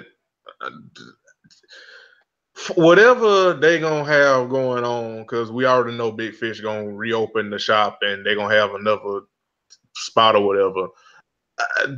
That is gonna be pennies compared to what Ford could potentially do with someone with like London on the track. So last week I had did we talk about this last week? I don't know, but if we did, just stop me in my tracks. But I went to Ford's Instagram and he's in pictures with 2 Chainz, basically alluding to the fact that they did some work together. And I know she's on the sick and shut in list, but he was in pictures with Nicki Minaj, and he alluded to the fact that they did some work together. Picture. Yeah, that they did some work together. And it's like for a small town rapper in Chicago, those big looks. Also, Ryan tattooed Nicki Minaj. Yes. Hopefully not on her fake ass, but But he tattooed, and so I feel like Van is probably throwing up because Don and Ryan still appear to be very, very close. So, no, because Van was there too. Like this past week they all went to Jamaica, and Van was in one of the pictures. Yeah, but I still feel like he thought that when Ryan closed that shop, he was gonna be able to turn everybody against Ryan. Like, fuck Ryan, look what he did to us. He got us out here jobless and shit. And Don is still like, and Junior is still like, yeah, that's still my nigga. Mag forever. So I know Van is throwing up a little bit on the inside. I feel like Van might be throwing up a little bit on the inside, but I feel like probably the two that's mostly thrown up on the inside is probably Danielle and Charmaine. Yeah. Which it really makes no sense for either one of them because neither one of you bitches can tattoo, so I don't get it. Right. So speaking of Junior, shout out to Van can't tattoo either, Well, with them ugly ass clothes. I was like, nigga, are you selling bootleg Trump fit? Like, what the fuck is going on? Nigga said, I got a mortgage. I say, bitch, you live in an apartment. You got rent. Right? You drive a Ford Focus. What you mean he drive a Ford Focus? Van drives a little bitch car. But how does he fit in it? Little bitch car got me screaming. Listen, go back and watch one of the episodes where he pull up dressed like Mary J. Blige. He gets out of a little bitch car, and Ryan is always getting out of a Jeep. That description got me screaming, Candace. What the hell is wrong with you? He drives he drives a little bitch car. Aside from being fat, Van is little in stature. He's like short. Yeah, he's short because Ryan don't look very tall. So I'm not surprised he drive no Honda Civic. Oh man, because he regular as fuck. That was fucking hilarious. Oh shit. He do look like a piece of fiber. He looked like a polyp. He has a cancer on the shop, so. Well, that's true. Well, we didn't know. Shout out to Ryan finding his new 9 mag space. Yep. Yeah. And shout out to Rachel being like, I mean, if you like it, I love it, but don't you dare do the same shit you did last time. Yes. Yeah, Rachel is not with the shits this time. She like, yeah, you need to run a tight ship this time. And from the looks of it, the new shop, he just got a whole new lineup of dope artists. And a lot of them. And I caught that shade around through. It was even Ryan or Rachel when he was going over the makeup of the shop and how he wanted to see. He was like, he said a real yes. He said what? He was like, this time I'm getting a real receptionist. Right. Oh yeah, he did. But I always be so confused because I'm like, Danielle, you a reception. Anyway, go ahead, Jeremy. I was going to say, and also from the previews, it looked like Rachel, not only is Rachel not with the shits with Ryan, she also not with the shits with the rest of the cast. Because she absolutely is not. She was like, what you said last week, Curtis, like, should there be clownery? I'm with the shits. Should there be clownery, I'm going to be the one that bite back. Right. Chomp, bitch. What she said in the preview, she was like, here go the bitch. I think it was even directed at Charmaine or Danielle, one of the two. Hopefully both. Right. We already know they're going to get beat the fuck up. I can't wait. I kind of wish they was going to get beat the fuck up by Rachel too, but I also don't want to see Rachel stoop to that level. Right. We don't give a fuck if Lily do because it's Lily. Lily already down there. So. Right. Can you imagine Lily being drunk and fighting them and then throwing up? You know what that remind me of? One of them games that's like based off of like when they take a show and they make a fighting game out of it, and one of her moves would be throwing up. That'll be her super move. Her special move. Is called Tamale. No. Man, y'all trash as fuck.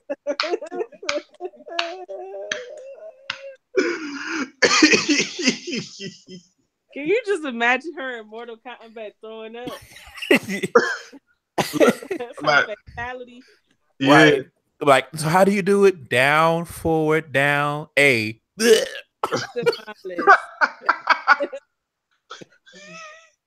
Like, what's the like her move would be like how Scorpion, like he take off his mask and then just shoot the flame. That would be literally. It'd be a steady stream of vomit. Vomitality. Putality. Yuck. Bitch out there looking like Baraka and shit. That's not nice. Yeah, you're right. That was, I mean, I've said worse though. If anybody look like Baraka, it's Danielle. Her weave. Her face. Her body. Anyways, moving on. I think, what else did I have? I don't think I had anything else. Like Van, I did have one more thing. I was screaming at Ryan calling the old mag a tramp stamp. Yeah. He was like, he was like, fuck them motherfuckers. Yeah, I mean, I don't blame him, shit. And I don't either. And shit, also I can't wait to see him see him Wednesday hit Caesar with the end. So the fuck face when he like once you cross that line, and Ryan like okay, and so right. The fuck. And when he telling Van and them, I don't give a fuck. I felt that shit. That nigga said, "Well, do something about it," and Van fat ass stormed off. Right, like the little porky bitch he is. Like he always do. I think that's the other reason I don't like Van. He one of them niggas where he all talk but don't do shit. Yeah, all bark and no bite. Right. Only thing he biting into is some ribs. Right. Oh goddamn porky pig built bitch. I can't stand Van. So I will say, even though I don't appreciate y'all throwing last week in my face. Right. That it was funny when Candace clocked me when I said if Van don't calm down, he gonna end up like Alex on the beach.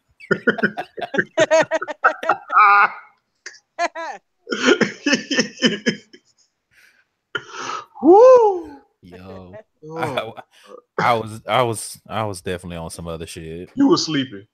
I was very tired. I had just drove down from Dallas. I was tired as hell. Yeah. I mean, I ain't taking it back, but just know the source. Just know the source. But that's all I have for Black King. Like I said, I'm ready for next week to see. I'm really just ready to see Rachel just turn up and just be like, do something. The bitch, she said, the bitch is here. What's up? Right. Right. I'm ready for all the 9 mag to have their faces cracked when they see Ryan. Because not only they know not to try Ryan when it comes to Rachel. Yep. That's why when they had that last meeting at the end of the season last year, everybody was quiet as a hoe in church because they know good and goddamn well. One thing, you can say a lot of things about Ryan, but he don't play when it comes to Rachel. And Rachel was not with the shit either. She was just looking at. Rachel must got some killers for real, cause she was looking at Kat like, do something, bitch. I dare you. Do something. Come across the table if you want to. I dare you. Rachel got some killers. Everybody know not to take not too much on Rachel because you're gonna fuck around. Should there be clownery? No, you're gonna fuck around. There will be clownery at your funeral. Fuck around and get found. So speaking of clowns, because I don't have nothing else for Black King, so let's move into Love and Hip Hop Atlanta, shall we? We shall. I just want to say off the bat, Rashida, sweetie, you and trying to play healer to everybody because you read Jasmine for Fifth. I get it, sis, but of all the people you should know, sometimes motherfuckers just ain't gonna get along. and you should have taken a page from Mimi and just sat there and ate your food. But that's probably You should work on your own fucking marriage because you got the worst problems of them all. you know, I feel like Rashida was doing all that because she was like, I done paid for all you motherfuckers to be here. Y'all gonna get along. It wasn't right. Don't get me wrong, but yeah. You know, I was trying to be nice, but yeah, Candace, yeah. So I want to backtrack because that whole thing that's I think is probably a good climax. I want to start with just Brittany. Now this hurts my heart because she is a fellow Houstonian. Girl, fuck you. I don't know how the fuck we went from don't bring that bitch to I done got to know her and I kind of like the bitch. Excuse me, what? That was a smooth 7. What you said earlier, Curtis? A 720? How the fuck did you turn around and land on Team Jasmine? How? Like, you know everything that Jasmine has done and the intentions that she did it with, and you gonna come talking about, I kind of like her now that I got to know her. Sis, what? Yeah. And that's why you were on Instagram looking the fuck stupid trying to rap like Nicki Minaj in that dirty ass hotel room. You have disgraced Houston. And I damn near want to say you need to get beat the fuck up, but it's not that bad. But just know that I'm thinking it. And you need to get some new wigs. There are other primary colors. You need to explore them. The yellow and the orange is tired. I don't know about this rap shit that you're trying to do. I really like, you know what? And it's not because it's shady, but it's just I'm fucking howling on the inside at primary colors. I think what makes it so funny is that Curtis is taking it personally because he was like, if you're gonna look stupid, at least don't look stupid and be a fellow Houstonian. Pretty much. Shit, bitch. Keep that shit for Dallas or something. The fuck? Because Curtis is upset. It's like, how you gonna be from my city and be the fuck stupid? The fuck stupid. But yeah, I don't get her being on Team Jasmine. Also, never say it. We here now. You might as well say it. I mean, Candace kind of.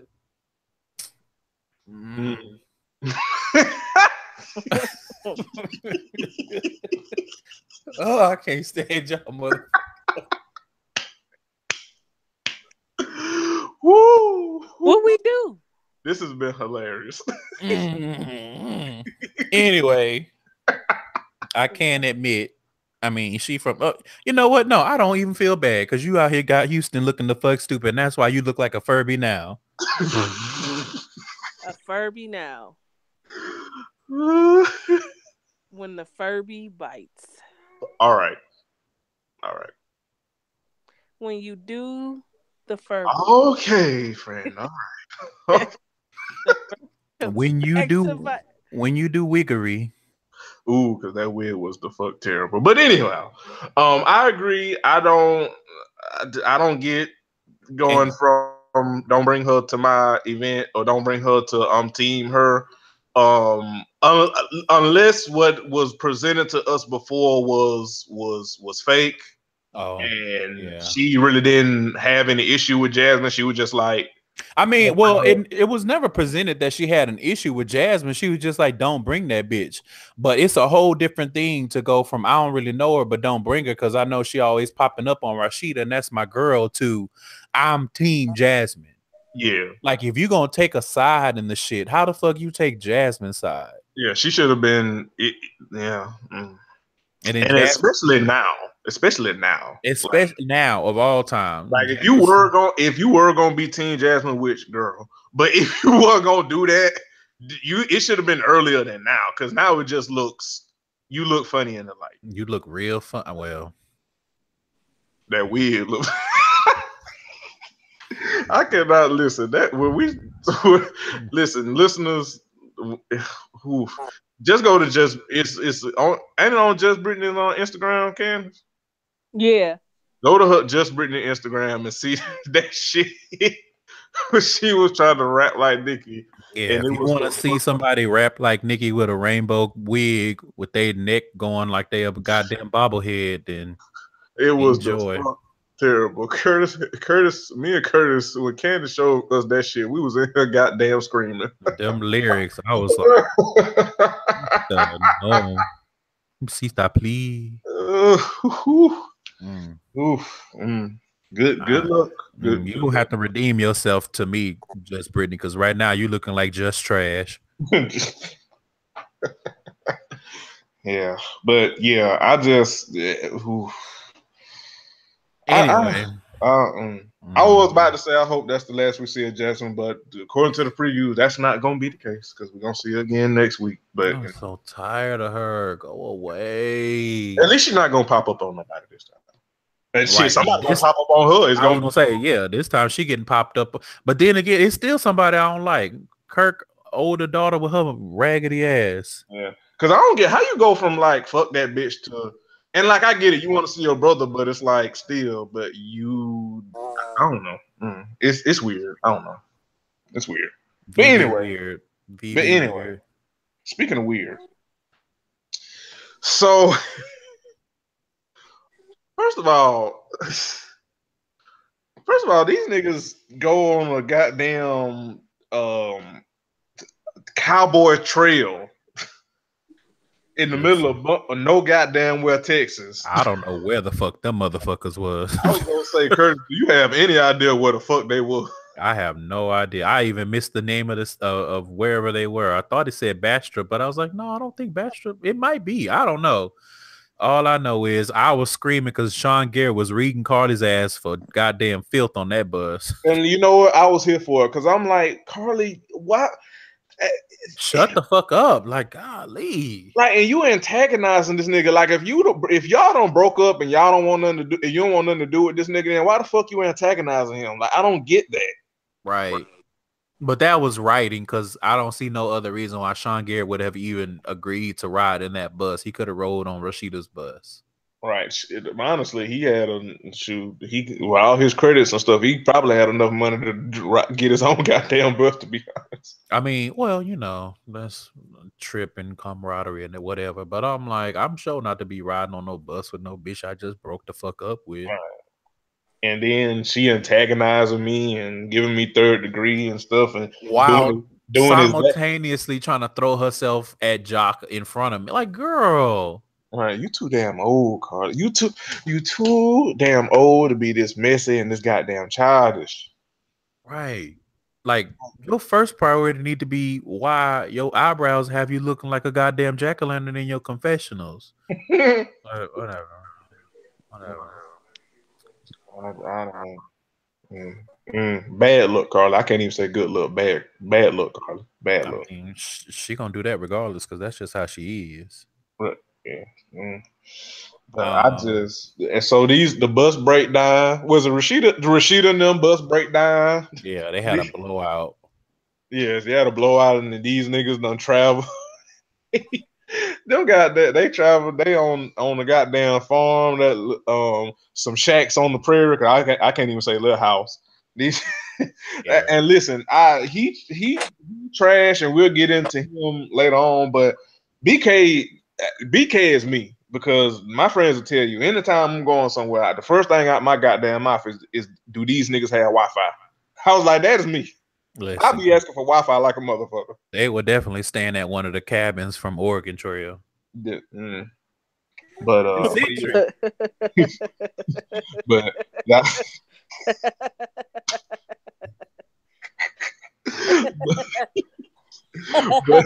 but I was like, in that moment, BK Brasco, I too sympathize with you in that moment. Now you still trash and fuck you. But I felt you in that moment because I'm always asking for some goddamn Wi-Fi.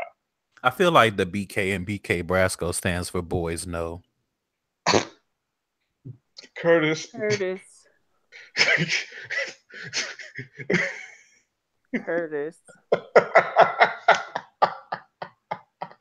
They know. That's how you got 57% of the vote. Whatever. Fuck y'all. Correct. I didn't want to say it, so I was just gonna, you know. What's next? Shit. Also, speaking of Kirk and Rashida, Why was Rashida sleeping in that bunk bed? I'm like, girl, you don't even know how to be mad right. Like, what the fuck? That's why. Listen, that's why I can only give Rashida so much because it's fuck Kirk and Jasmine. But girl, you be looking the fuck stupid. Oh my god! Like, I don't give a damn how small I am and how big you are. You gonna cramp your ass. You gonna fold your ass up like a praying mantis and get in that bunk bed. All right. I mean, the nigga already looked like a burnt fudge, Ryan. Shit. He know how to be confined. Listen, and let me say this. VH1 girl, fuck y'all. Cause what I never needed to know is what Kirk Frost looked like early in the morning. Cause that nigga looked like a piece of partially burnt turkey bacon. And I was like, what the fuck? Facts crusty and dusty. I didn't need that in my life. I didn't need my vision assaulted with that. I didn't get LASIK so that I could see that shit clearly. The fuck? Kurt looked like, you know how you ever seen somebody that don't believe in washing their damn pants? That's what Kurt looked like. Somebody that he don't believe in washing his face. The fuck you talking about pants?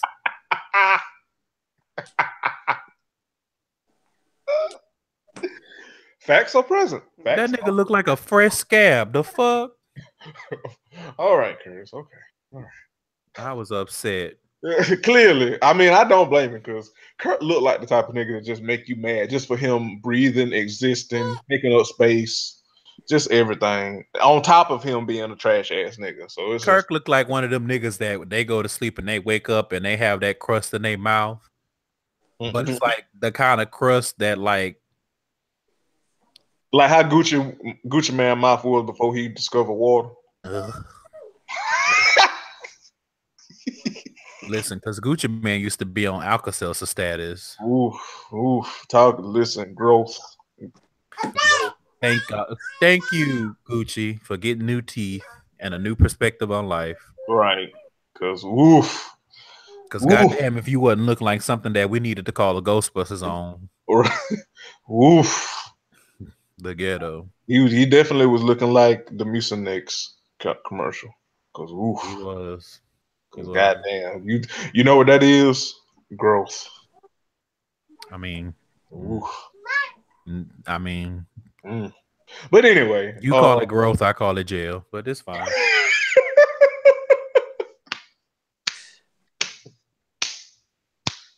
I got half mine to make that shit show. Oh, goddamn, y'all niggas! I can't say shit. You call it growth. Woo! Boy, I swear, Curtis, I swear. Woo. But anyway, yeah, I just like I said, I can only give Rashida so much because it's like you can't be mad, right? That tape is still on that goddamn TV, and I can't get over that. Like you read Jasmine, and she deserved to be read, but you also too, and as well, you still are allowing this nigga to exist in your presence, and as he said. Because he was like, I'm surprised that she didn't send me back to Atlanta when Jasmine popped up. And I'm like, she should have. And I got this in my notes. Listen, it probably won't because we know Jasmine pop up when the fuck she feel like it, which girl. But all this could be probably avoided if you would just be a father to that goddamn boy. All this shit probably would be avoided. Maybe. Probably. Likely. I mean, likely. So I'm not even trying to be funny, and I don't mean to be a dick about this, but Rashida's not divorcing Kirk. She's not putting Kirk out. Like, go father your other kid. Like, let's just stop with the semantics and the antics at this point. You know that she a weak bitch and she's not putting you out, which is why you showed up with a moving truck and moved your shit back in. And she was like, well, all right, but stay on your sign on the house. Right. Here's this masking tape. So here's your side of the TV. All this performing that you doing at this point and not seeing this kid and not doing your like not going around and shit. Like, just cut it out. That's Like, what keep dragging the shit you out. already done made a baby on her. If she ain't put you out by now, you might as well go on and be a father to the little fucking boy. All right, because I Call it a think day. that's and like I said, likely, will like Candace said, likely will keep Jasmine away. It might not, because again, we know she pop up every goddamn well, but more than likely, it will probably keep her from popping up and getting on Rashida's goddamn nerve. Just go be a fucking father. Like, that's all the fuck you need to do. But he is convinced in his head, well, in order to keep my marriage, I have to ignore my son. No. Because Rashida, unfortunately, Rashida is, like my friend said, a weak bitch. She's not going no damn well. So all you got to do is go be a fucking father. That's all the fuck you have to do. And you won't even do that. Just like a fuck nigga. Yeah, yep. So, but I had that in my notes because it was just a small scene, but that scene with them just irked my nerves for several different reasons. One, for Rashida, it irked my nerve at her because girl, it hurt my nerve at Kurt because fuck that nigga, and it re-irked me, even though she wasn't in the scene, it re-irked me with Jasmine. It's like all y'all looking the fuck stupid for various different reasons, and all this nigga got to do is go see his goddamn child. Come on, re-irk. Right. But so moving on.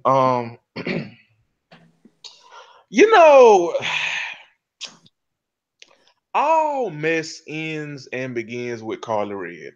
And at this point, it's quite a feat that literally all of the mess, some kind, way, shape, form, or fashion, involves Carly Red.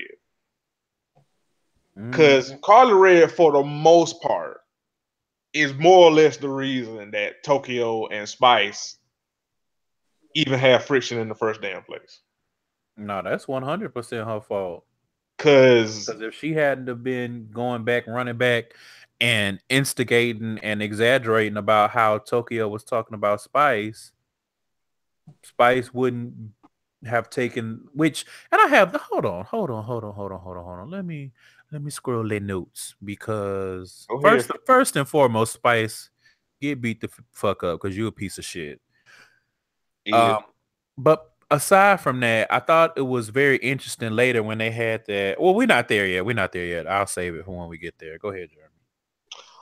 Because first of all, I gotta go back to Rashida a little bit. First of all, Rashida, girl, you listen. Them white folks thought they were just gonna have a nice little shindig. They was gonna cook some. You know what? I almost made a Keely joke. I'm not gonna do that. It was like, we just here to cook some camper stew. You're right, and what lady? Beans. That white lady packing pistol, whatever her Patricia, whatever the fuck that white lady name was, she was just there to have a good time. And you niggas, you niggas decide to fight. And listen, Tokyo. Listen, Tokyo. I think hopefully this season won't break her, and maybe this might be her first and last season. But I don't think reality, and Candace has been driving this point home pretty much all season. Reality TV ain't got the Tokyo yet. I hope, and honestly, I hope it don't, because she is very firm. She is very stern. And she is very matter of factly.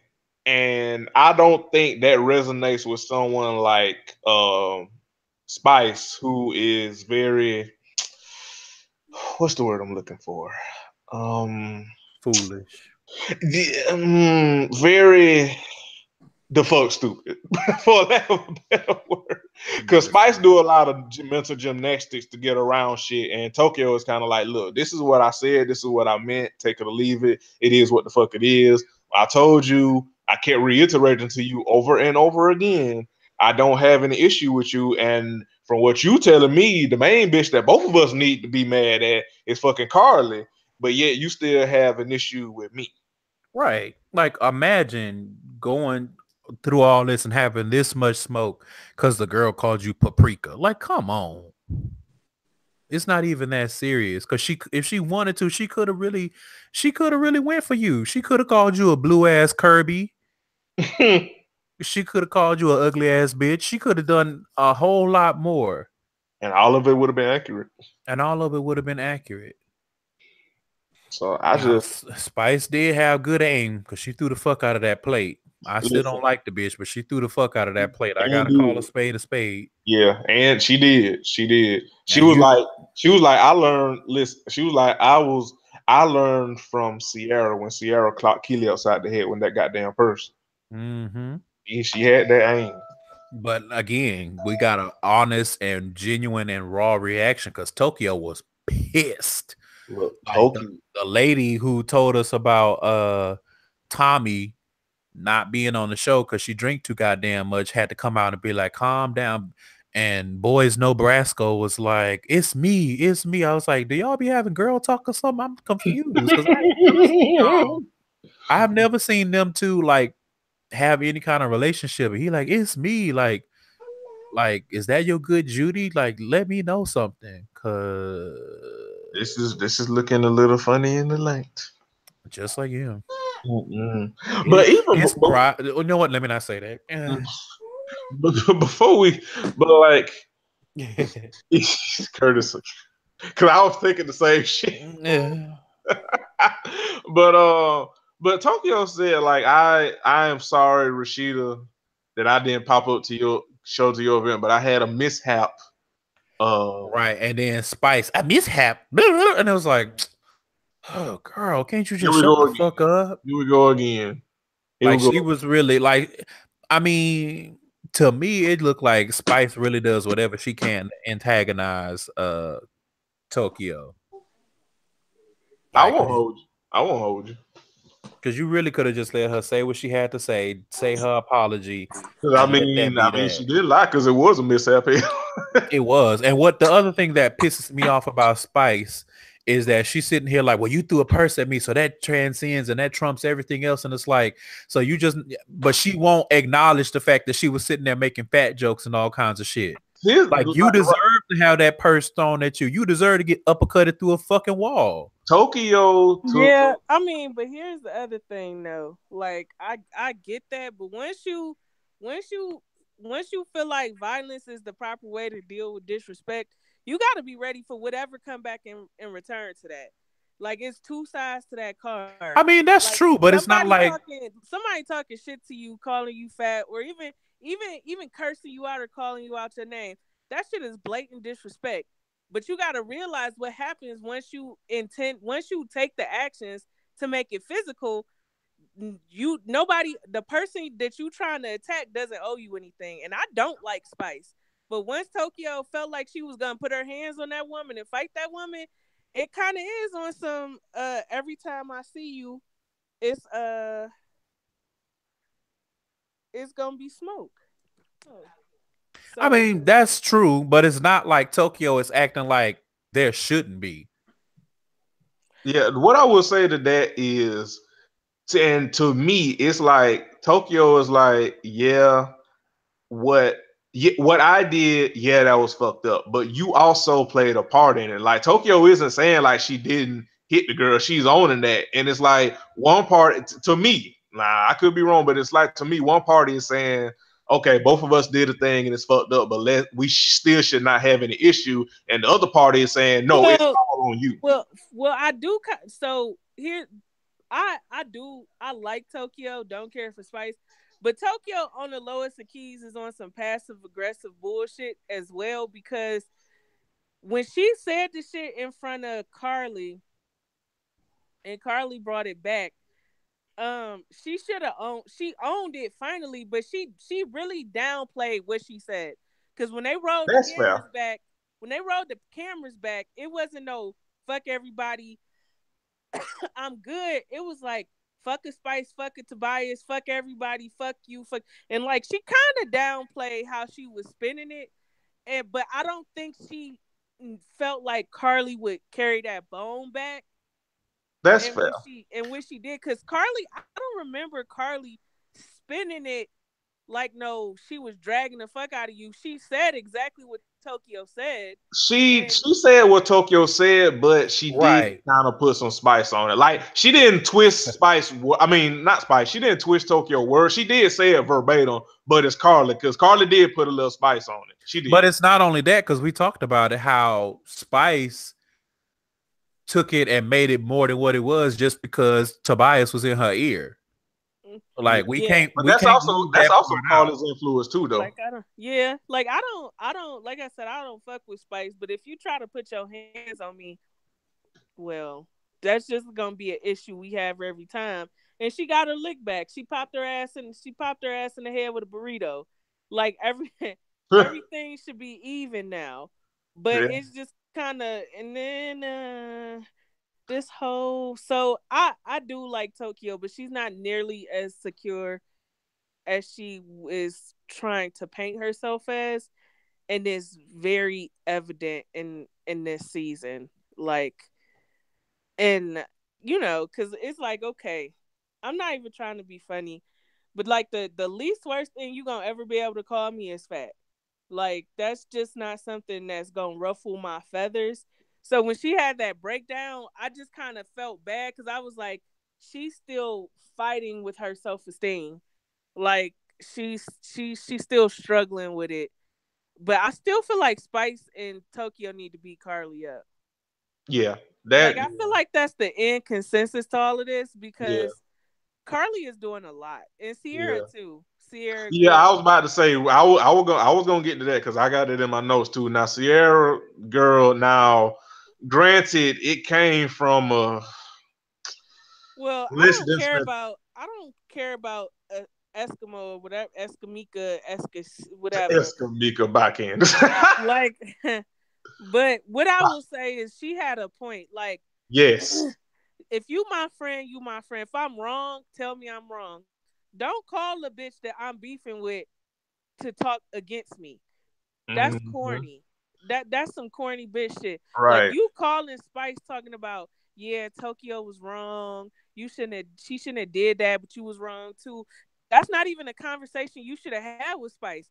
If you was gonna call Spice, it should have been to check her. If she would have brought up Tokyo, you'd have been like, I got my friend. But I'm talking about what the fuck you did.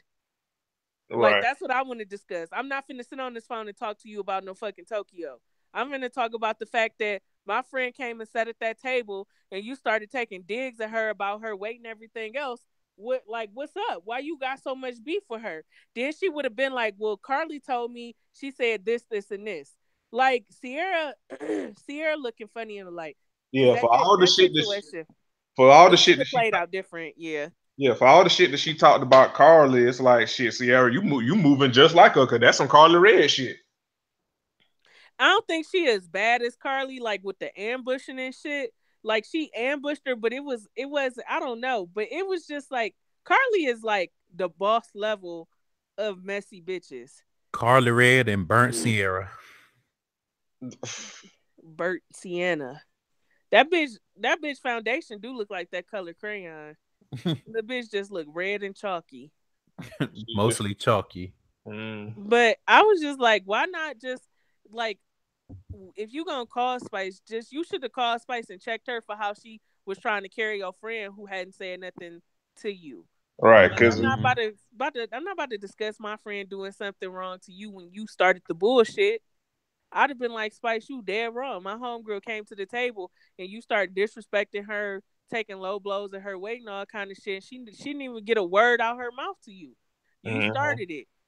Yeah, and then cause like what else was I say? Yeah, so, like Sierra now, if anybody, like I said, you have to consider the source of where it came from, but you are in the middle of some mess. You are in the middle, like you not only are you running back and relaying information, you're in the middle, you're trying to not pick a side, but then picking a side. So it's like, is it Uchi Wale or one mic? Yes or no, sis? You know what Sierra looked like? Uh oh. Mm. Fuck. God damn it. She I mean, since we So, pulled up, speaking of pulling up, so you know the ice cream truck back in the day, and you would get one of them like pops that's supposed to look like somebody, but you open it and it be looking like melted and shit. like a Spider-Man pop or some shit. Right, but the eyes be like uneven and it be looking like Quasimodo. Yeah, that's That's what she does. a disgruntled ice cream pop. Pretty much. Yeah, she do. She is not a mediocre gowns. Mediocre gowns. Oof. Not even adequate. Not even adequate gowns. Nope. Mediocre gowns. Mediocre gown. But mediocre foundation. No, that's poor foundation. Water Six's own level foundation. That's poor foundation because she definitely looked like a chalkboard. Like, golly. Oof. That is a faulty infrastructure. But all that being said, still Estelita, you can get beat the fuck up too. Yeah, and let's not even entertain the notion, the thought of you having hands. Cause it's not even about you having hands. Like what Candace was saying, Estelita had a point, but the irony of you calling somebody messy and inserting themselves in mess while you inserting yourself in some mess. Yeah, so it's like you got a point, but it's like at best like Spider-Man pointing at Spider-Man, especially when you really just mad at because they wrote the clip back. You really just mad at Sierra for some shit from last season, right? Because you got a platter thrown on you. Like, let it go, C-Style. Right, and even from that preview here, it seemed like shit. If anybody you should have been mad at, it was Carly Rae. Right? Like all roads lead back to Carly. Yo, they really do.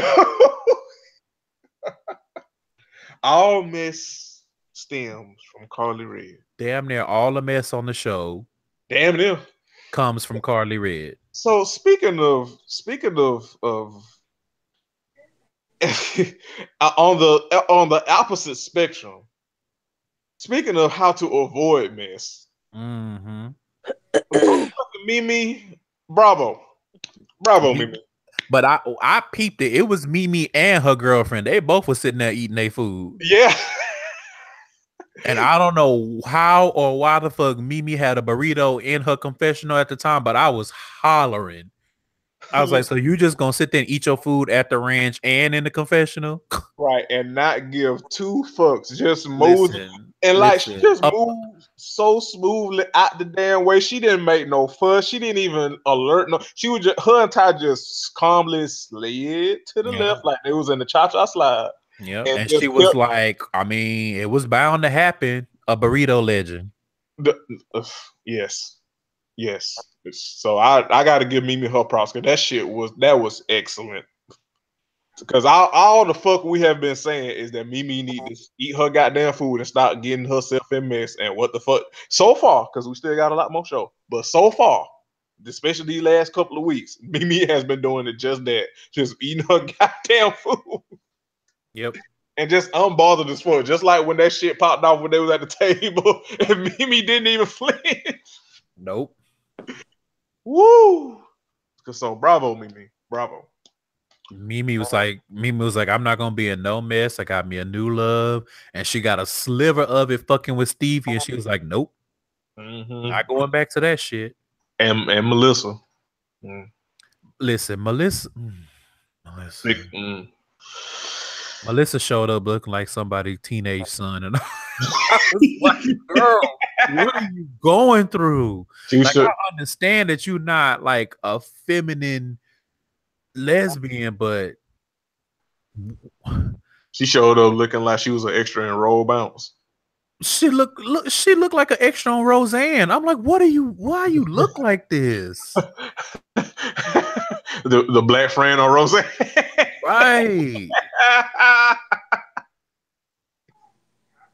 I was like, girl, you need to stick to hoodies because shit. looking like a scene in the Mad Real World. Like, what are you doing, Jack? What are you doing, Melissa? Oof. I'm like, damn, Melissa, you need. Oof. Looking like. I don't know what the fuck happened to Melissa. Melissa act like she seemed like her life force is slipping. Whatever. Like, girl, do you need to get in touch with the Force? Like, shit, you need to communicate with Yoda or something. Like, I don't know what's going on with you, but messy she is. she looked like Zordon took her power coin or something. Like, girl, get it together. Looking like I'm ooze. That's rude. Well, I said worse, so it's fine. That's true. But I just, that was Mimi was a mood. Mimi is a mood in that goddamn confessional. That shit. Yeah, in that context. In that context, that was excellent. I was thoroughly entertained. A burrito legend. Eating that burrito, didn't have nobody napkin or nothing. So speaking of, and we talked about Eskimo roll. Speaking of, the irony, and I was hollering not because it was funny, but just at the irony of when Mimi did because Rashida asked how the fuck did it how did we get here, and Mimi told her, and then Erica Mena asked trying to play peacemaker. I was like, girl, of all the fucking people, I hope that she don't come back because she don't add shit to the show. Not a goddamn thing. Literally nothing. Like, you are worthless and talentless. Just like, you can go be pretty on Instagram. We don't need you on this show. You ain't bringing shit. Not a damn thing. So I just that whole thing, and also I don't like how. And I know we talked about the pregame, and Curtis said it was the writing, but I don't like how when that whole shit popped off and all roads led back to Carly, she was like, I can't deal with this because I'm dealing with shit with my dad. That shit was so out of place. Yeah, trying to garner sympathy for Carly. Yeah. She was running her mouth, and then it resulted in that big old blow up. Yeah. And she just lucky that the energy and the eyes and the focus are not on her like they should be. Right. They were trying to subdue damn Tokyo. But I just was like, y'all trash. Like, I don't know who wrote that, but I was like, y'all trash, because that is definitely trying to garner something like serious. Because what? Don't her dad got cancer or something like that? I don't know. I wouldn't. He got some kind of illness, and it's like no shade to him, but it was just using that to garner sympathy after she done got caught in some mess that she literally is the epicenter of. I was like, y'all trash. Whoever wrote that shit is trash. Mm-hmm. And rope Jock into it too. Right, because I feel like Jock would have checked on her, but it still felt contrived. Or maybe it was the energy that she was putting off, because I felt Jock was genuinely concerned about her, but how standoffish she was when he came over there, she was like, well, do you care? Why do you care? And it's like, well, duh, bitch, he obviously came over to check on you. Like, what are you doing? Right. Acting like you ain't been trying to throw the pussy at him the whole time. Like, girl, go by. Right. Go. Right. So I was like, fuck whoever wrote that. Yeah. So yeah, you brought him up. So BK Brasco, speaking of performing, he did all that performing and got into it with every woman in that damn debacle. Listen, I guess trying to defend. Oh, go ahead, girl. Defend. What's her name? Sierra. Trying to defend Sierra, and it's like, but you whole ass been cheating on her. So like, what are you? This is VV performative. Like, I don't understand. Not only that, but I'm like, you put them jeans on and you got to switching around that ranch, fighting with all the women. I was like, oh, listen, when he started calling them bitches and hoes and all that shit, I was like, nah, I'm not saying, but I'm just saying. But not my community, not my place, but all I'm gonna say, something in the milk ain't clean. Something in his beard ain't clean. That's all I'm saying. That's all I'm saying. Because it was just like, it was so performative. Cause like, nigga, you been growth. Oh. I was definitely about to say something. I sensed it, Curtis. That's what I said. Y'all ain't shit because y'all be trying to set me up. Y'all some fake ass friends. Y'all some Carly Red ass motherfuckers. Nobody wins when the family feuds. Shut up, fool. But I'll just like this. This is a lot. Boys know this is a lot. You're doing a lot of performing on Sierra's behalf when you have been, for lack of a better word, let's just call a spade, mistreating Sierra. I mean, she dumb as fuck, but still, like you doing a whole lot and getting into it with literally every woman within a vicinity of Sierra. And it's like you need to calm the fuck down. Right, but I mean, it's like because you taking advantage of the fact that Sierra is dumb. Right. And it's like if we focusing on that, we ain't got to focus on me. Right. But then you put the focus on you and they're acting like you one of the goddamn housewives yelling and screaming. Right. Yo. Real house niggas of Texas. Real S-curl Nebraska. Real tight pants of never mind. But I think that's it because that's all the notes I have. Yeah, I don't think because I mean we got that ending scene, but we can expand on that next week because it seems like it's going to continue into next week with Eskimo and Sierra maybe about to throw hands. Maybe we don't know. We'll have to see. I just know that I was like, y'all make this ranch trip 3 episodes? Holy shit. Right. Also, another thing, Rashida love her goddamn fire, boy. I don't know what it is. She love her damn fire. You remember because it's the scene, the was it last season or the season before when they had that damn fire, that healing fire, quote unquote, and she threw that goddamn jewelry in the fire like a dummy. Yeah, she like a nice fire, a roast. Need to well, she married to a roast, never mind. Yeah. She married to charcoal. Good luck, everybody. But yeah, so I think that's it for today because I don't have anything else on my notes. Me neither. So yeah, so thank you, listeners. I know we carried on a little long, but y'all be all right. 1 year anniversary. A lot of material to get through. So yeah, hashtag content. This will get y'all 3-hour work week. It's fine. So yep, I think that's it. 1 year anniversary is coming up soon. Next month, so we'll have something for y'all. Make sure you are checking out Gay Side Stories. Use the hashtag GaySidePod. GaySideStories.com is the hub. By the time this comes out, you should, depending on when Curtis put it out, by the time this goes up, y'all, it should be an episode featuring Bianca. So make sure y'all check that out. Correct. And yeah, Candace, you got anything? No, don't be a piece of shit this week and leave people alone. Right, and don't beg your coworkers for money. Period. But especially if you are indeed a piece of shit. And with that, we out. So Curtis, take us out with a benediction. This week's benediction: thou shan't have to get ready if thou stays ready. I don't know how many times the Carters have to tell y'all stay ready, but good luck, everybody. All right, and with that, we out. Peace.